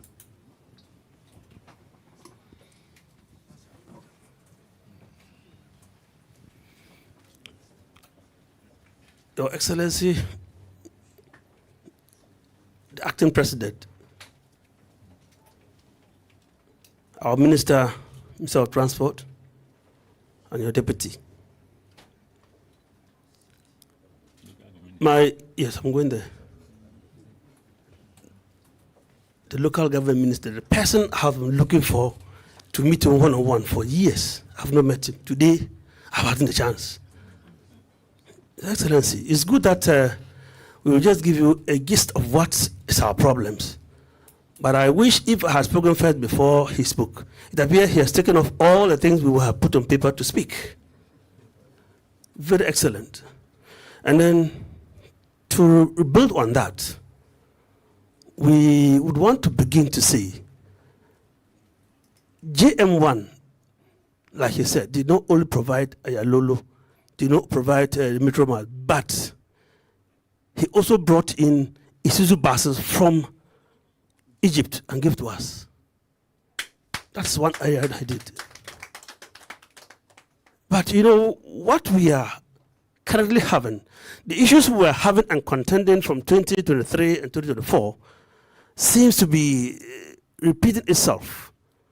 Whenever there's a budgetary allocation and then they go to share, they allocate how much they'll give to Metro Mass, how much they give to SDC, and forget us. Now, this issue was hard hit, so we had to go and approach Callistus and said that all our letters to have a meeting with the president had not yielded the results. So he agreed that for the whole of August, he was so busy, he will go to travel. But he slated 10th September for us, and really we met His Excellency the President. That meeting, we had tabled issues there to meet him and discuss. And among them was the buses they had brought to us from Egypt were highly compromised in terms of quality. What we went there as a delegation and inspected and was brought was the engine, 6-cylinder engines were inspected, came down as 4-cylinder engines. The axle width and then the air conditioning motors were all compromised. So it didn't yield the results it was supposed to have yielded. We mentioned this to him. And again, we said that our problem is that from where we had met in 2016, I'm talking now, all the cars are now old. People complain. And like I did mention earlier before, Your Excellency, is that most of them will work one day, tomorrow they will not work. They're all at the shops.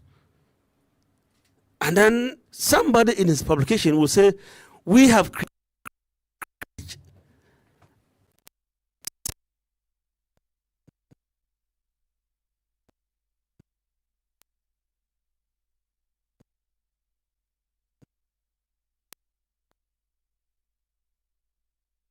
which needs holistic attention.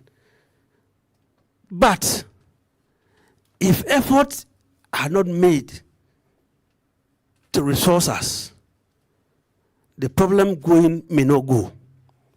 And I believe last month, I think was it November, we were made to go to China to inspect some buses, and then for them to see how they can get. I think the chief of staff, he assured that they will get a particular bank that will go and do the LC or guarantee to make sure we have those vehicles. But the problem is that what they intend to bring more are gearing towards the EVs.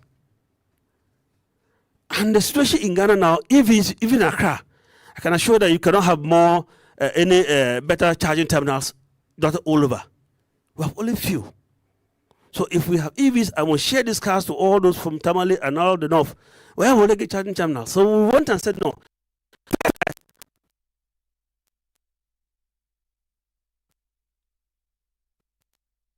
Where the charging terminals cannot be reached. And then the rest who are EVs can be shared in Ghana here. in Accra here. You see, all of us here are singing the same song. If you ask us, we say we don't have cars. If you ask Concern, they say they don't have cars. If you ask GLCC, same problem. And like I said, our good friend, the local government minister, had said what we should have said, but he has said it for us. So, considerably, once we don't have time, we think that the best request among all the things we had listed is that we need more cars. That can cure this problem. These artificial storages cannot come. And when we even have cars of that nature, and then we put them all on a particular terminal, and then the evening time is up, and then somebody intentionally don't come and then go and pass over to go off-road and charge extra peso, then that person will be, this car will be seized. It will be a pinning point for everybody to do what is right. We know compliance in Ghana here is always a bit difficult unless you add more force on it. And I think we will do the right thing when you work on it, and then we'll get this new fleet. Excellency, thank you.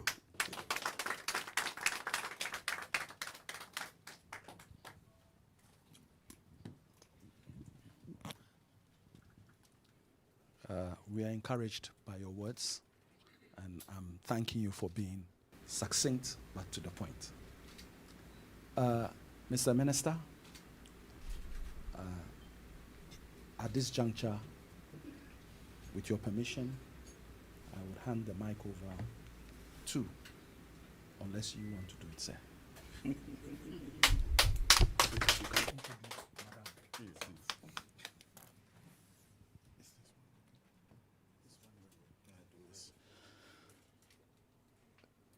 Let me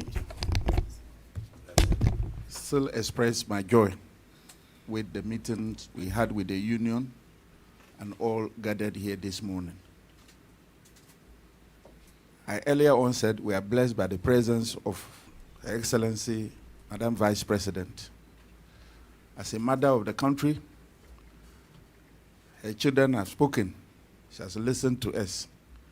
And I want all of us to remain quiet whilst we listen to our mother with the words of encouragement that she wants to give to us, and with the support she is coming from the presidency with the president to give to us.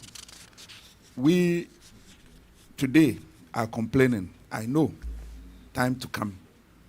As said by my colleague, if for over 10 years all these institutions are not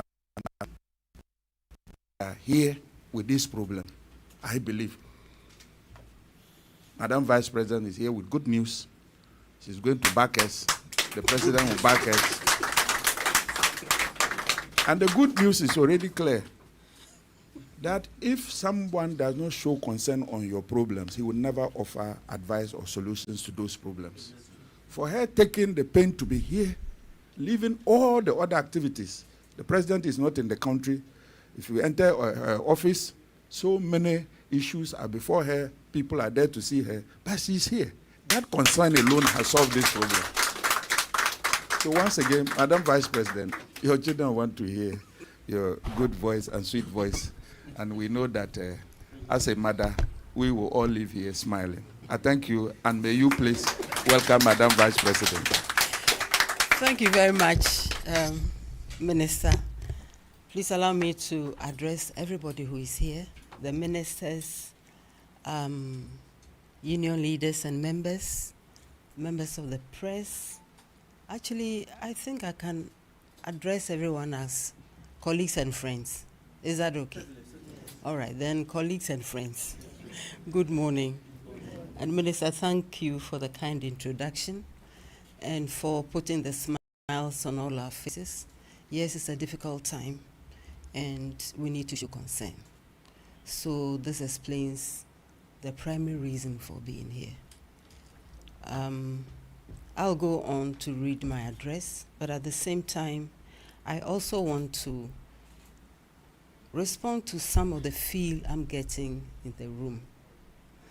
I'm getting the sense that this is a shared responsibility.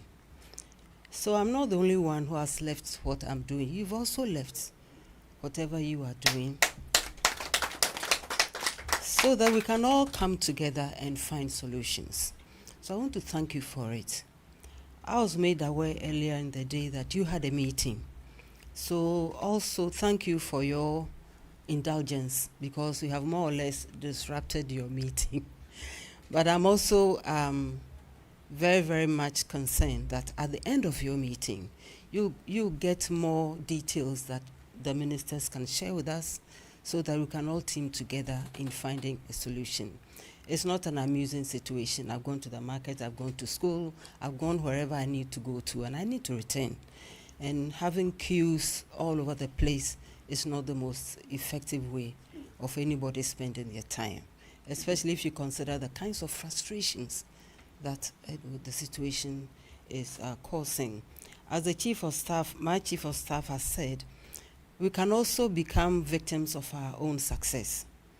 You know, when we saw the crowds in town, we all thought, oh, it's just Christmas, which was more or less expected, but it doesn't look like the crowd has left. And therefore, there are persistent issues, and we need to resolve them. So the transport sector seemed to have been waiting to exhale, and you are now exhaling, which is good. But in the process of exhaling, we need to team up and resolve the issues. So these are some of the comments I need to make. And I also appreciate your impatience in getting the problems resolved. Yes, even if for 10 years you haven't had support, it doesn't mean that going forward you should never get support. So we understand, but we also want to plead for your patience. We all know the situation. We all know all kinds of deaths and situations we need to resolve. We are not complaining. We are just asking everybody's support, everybody's patience in finding solutions that work for the benefit of all of us in this country. So on behalf of His Excellency the President, I want to thank you very, very much for your support and cooperation, which you have demonstrated so far. And I know we can count on it going forward. And especially for making the effort to meet with us this morning. I'm very, very grateful. And I also want to thank you for your support for the, is it the 15% reduction or so? Yes. And this is important because it cushions commuters. And who are the commuters? If they're not from my home, excuse me to say they are from your home. So they are it's about all of us. So thank you very, very much. But recently we have received all the reports about the stresses that commuters are facing, especially during rush hours in the morning and worse in the evening. I saw one and it wasn't amusing at all, you know. And sometimes the problem is caused by all kinds of situations, including even exploitation by some of our own drivers. Some long queues at bus stops and terminals, congestion, and all kinds of stresses that come.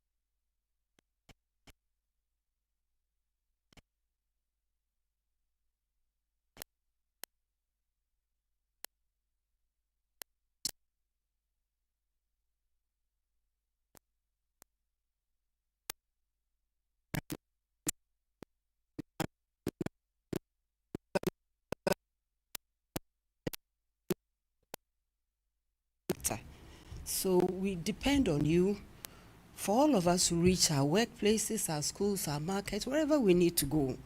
And this is also the trust of your responsibility. And we know and we expect that this responsibility will be grounded in respect. So I want to encourage open communication for all of us to resolve the issues. So this meeting is very, very important for us. We want to ensure that no passenger feels exploited.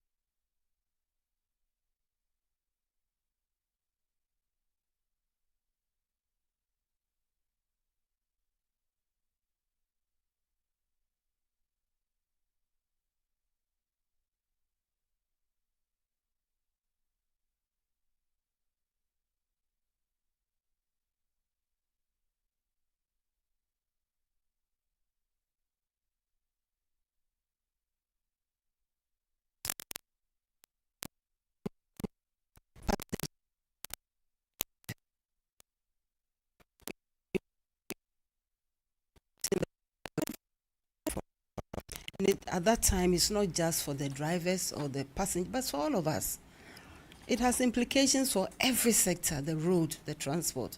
If I'm sick and I'm going to the hospital, and the driver tells me that where I live has a bad road, and so he's not coming to support me, we can all know the implications. So it's a very, very important. So we want to organize and expand our transport services to promote and improve access, to ensure affordability and security too for the motoring public. We are taking steps.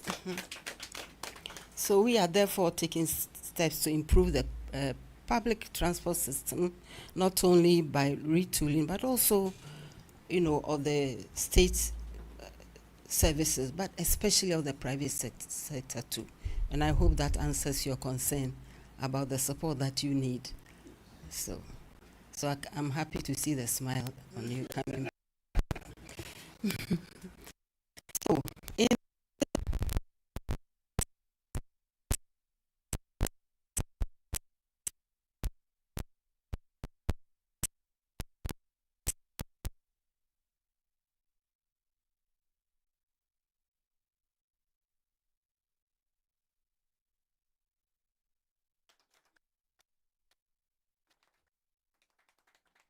and the private sector with new high occupancies in order to augment the services. We also have plans to ensure that those that need to be repaired, that the process is expedited.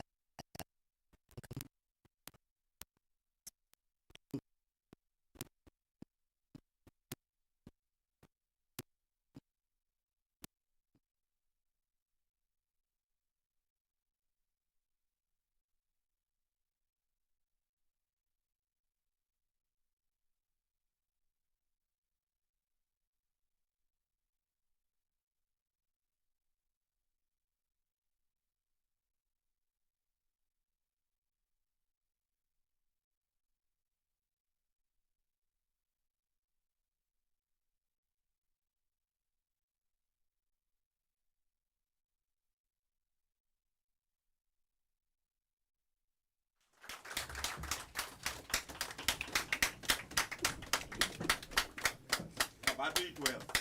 I'm not happy.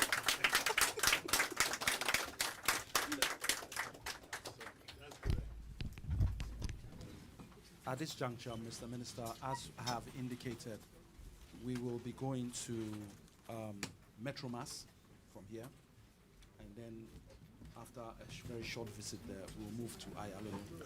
But before we do that, we will ask to have a group photograph downstairs in the forecourt. So if the cameras could leave us and go and station straight away, and then the union will move out. So we'll leave Madam or we will take, all of you should hold fire. We will take Madam to the minister's office first. And when you're all ready, we'll come and fetch her. Take, and then we move to Metro Mass. Thank you very much. So, media, if you wait, everybody wait, let us take Madam out first. Thank you very much.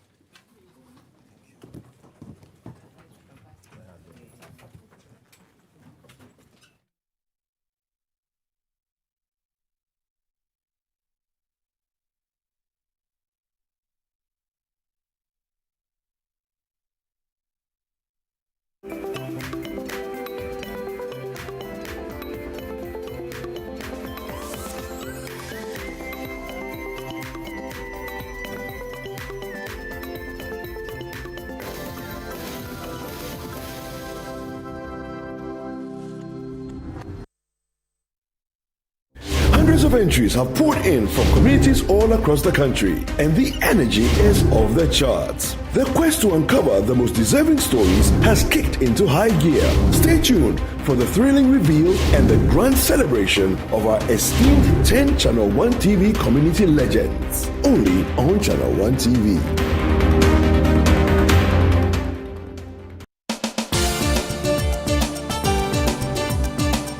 Nation full of questions, where truth often hides behind noise, one show dares to ask what truly matters face to face. With fearless clarity and a quest for accountability, host Umarusanda Amadou sits down with the movers and shakers of politics, governance, society, and business, confronting the issues that define our national conversation. Yes, I am Umarusanda Amadou. This is Face to Face, and you're welcome.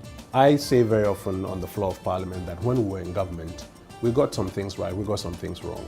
Are you still planning to go to Parliament, or you want to look at National Party office position? No, I'll be going back to Parliament. There's an unfinished business which I need to do. Sports has 3 legs: development, management, and promotion. Disintegration is extreme. We do not wish that even on your worst enemy. Every Tuesday at 9 p.m., join Umarusanda Amadou on Face to Face as he digs deeper, challenges power, and reveals the stories shaping Ghana's future. Only on Channel 1 TV. The Sweetroots Secondary School Swesco Alumni Association invites all alumni to its annual all-year groups Thanksgiving and Remembrance Service. There will be remembrance of the departed PSCs and also the launch of the 67th Speech and Prize Giving Day. The date, Sunday the 18th of January 2026. Time, it's 2 p.m. Venue, Cedar Mountain Assemblies of God Church, East Legon. Contact your year group president and register your attendance now. Semper Cum Optimus, always with the best.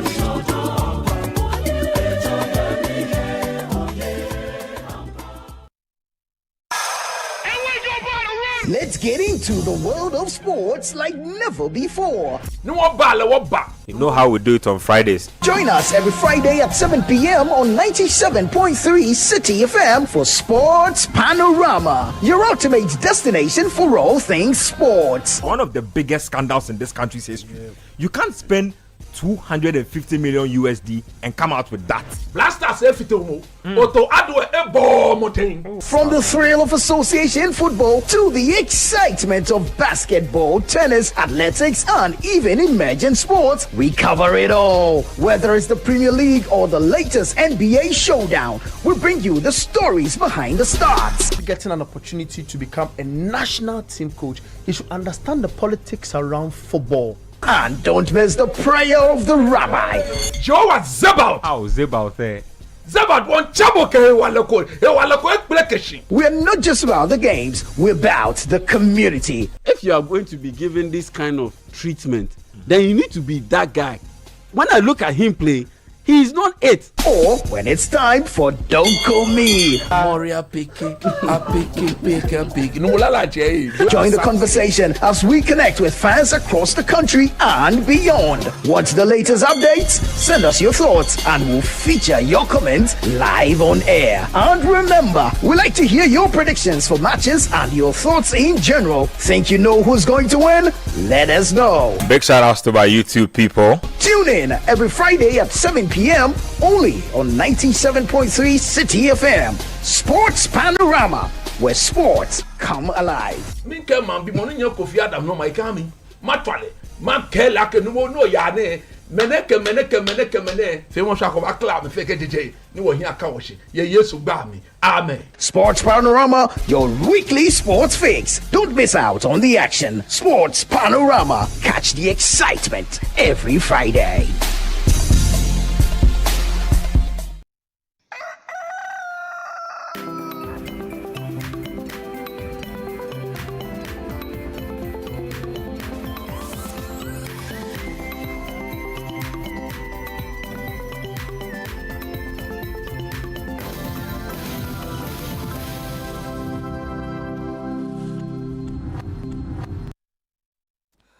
So there's still Breakfast Daily here on Channel 1 TV. We are bringing you more on the show, but that was the Vice President, Professor Nana Jane Opoku-Agyeman, visiting the Transport Ministry first to hear what the leaders of the various transport unions have to say, and also to ascertain the issue for herself. She's made mention of a number of measures that will be put in place to ensure that the crisis is addressed. She's moving from the Transport Ministry to the MMT, that is the Metro Mass Transit, and eventually would end at the Ayalolo side of event, and we'll be bringing you update of all that, where she would be, and the measures that the government is going to put in place to address the transportation crisis that is currently in the Greater Accra region and maybe the country at large. But it's now time for us to bring you entertainment. You know how we do it here on Fridays. We need to tell you what stories have been making waves in the entertainment world, and our very good friend, our colleague, a half paddy of the two paddies. Yeah, Charlie. But you know he comes here with another paddy. Yeah. But what's your paddy? Oh, but paddy, they do so 1 or 2. Now, so what do you have for us? I mean, good news. A lot of people were talking about this, or they've been calling for this for the longest time, and it's about the renovation of the National Theatre. And the Transport Minister. It's to be expected. You really have transport in your mind. The tourism minister, I believe that. Tourism, yeah, the tourism minister, man. I mean, transport hassle has been so you've been going through some. Oh, of course. Let's go. Yeah. So Jifa.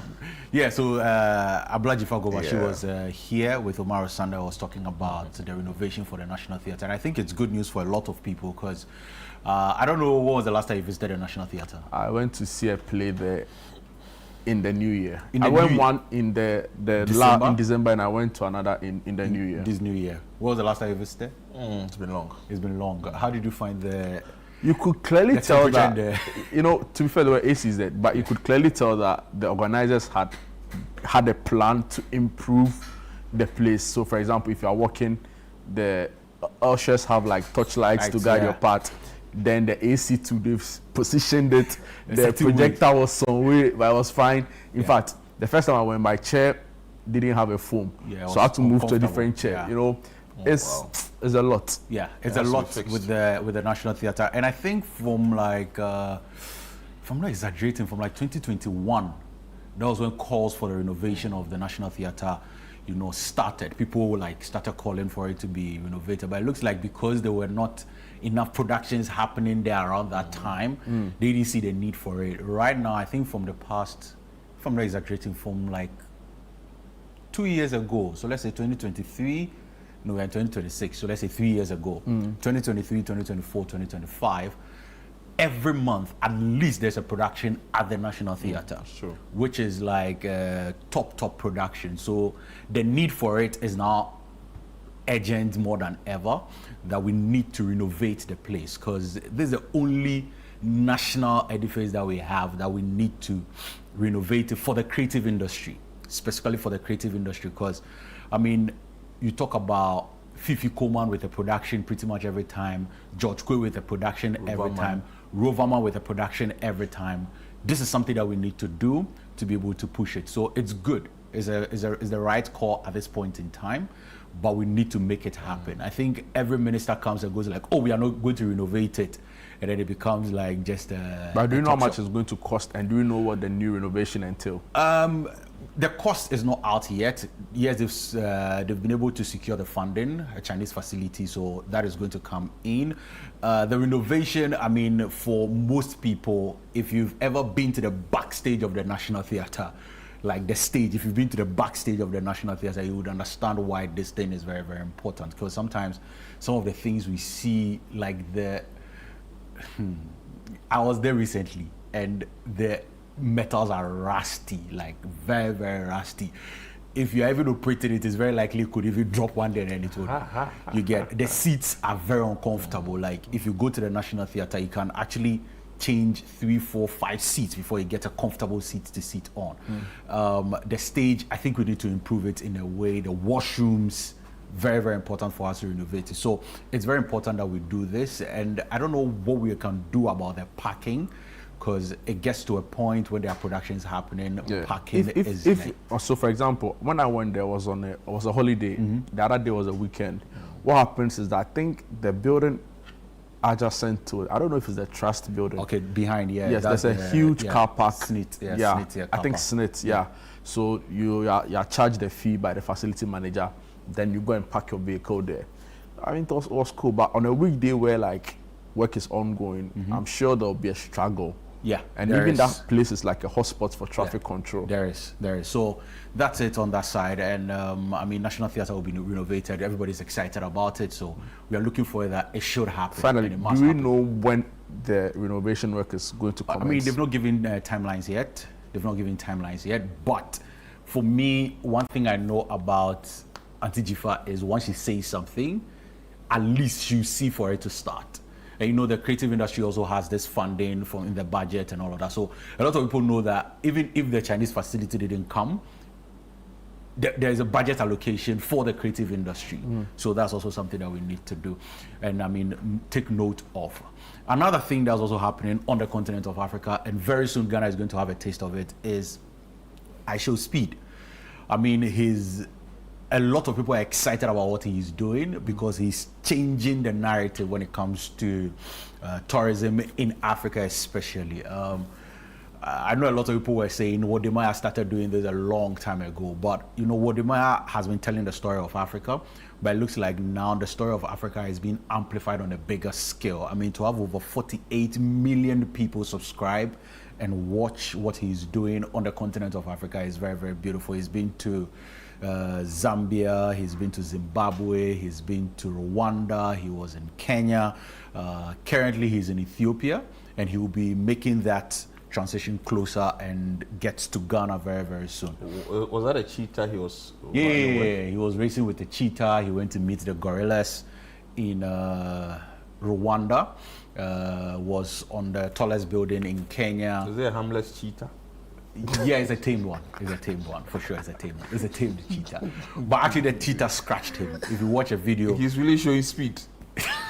What was his call to fame? I mean, I know he's a streamer. He's an online, you know. Yeah, but it's the daring stuff. You know, he's doing daring things. That was what actually really is.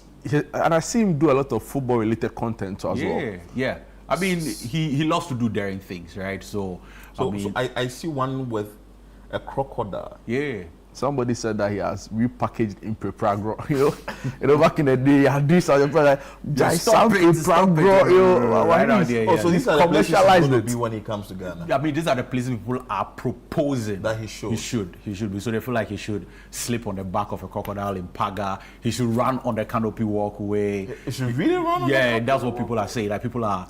They should slow down. You know, we don't have some emergency response. So, and again, I don't even want to sound pessimistic, but Charlie, let's be measured in our. Yeah, so Actual Speed will be in Ghana. It's likely will be in Ghana very soon because it's from what I'm hearing, it looks like his trip is either going to end in Nigeria or Ghana, one of them. So I mean, we are looking forward to seeing the point is that it's a good avenue to showcase a lot of what we have in the country. He has an enormous following when it comes. People talk about him. 48 so million. If you visit some tourist attractions in the country, chances are it helps improving, you know, the global outlook on our tourism potential.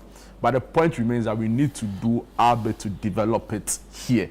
before we attract foreign interest. We like attracting, but we don't like putting things in place. Because so recently somebody should run on the walkway. Yeah, he should pull what the sword that is. Race, the Confanoche sword. He should race with an elephant at Mole National Park. But the Confanoche sword, if you make mistake, you remove it. Sleep on the crocodile paga, and then Willy Waterfalls. He should climb to the top of the Willy Waterfalls. We'll see how it goes. Maybe I thought I told you should try and race on it. It's really showing speed. Anyway, thank you so much for coming. Thank you so much for your time. It's been an exciting one today on the show. I am Philippine Latte. My name is Jude Duncan. Thank you so much for watching. Catch you same time Monday. But I'll be here on Saturday morning at exactly 7 a.m. all the way till 9 after with the big issue continue. And on Sunday as well, I'll be live on Sunday breakfast with Eno Safo at exactly 7 a.m. up all the way to 10 a.m. in the morning. You don't want to miss out on it. Stay with us here on Channel 1 TV. Bye-bye.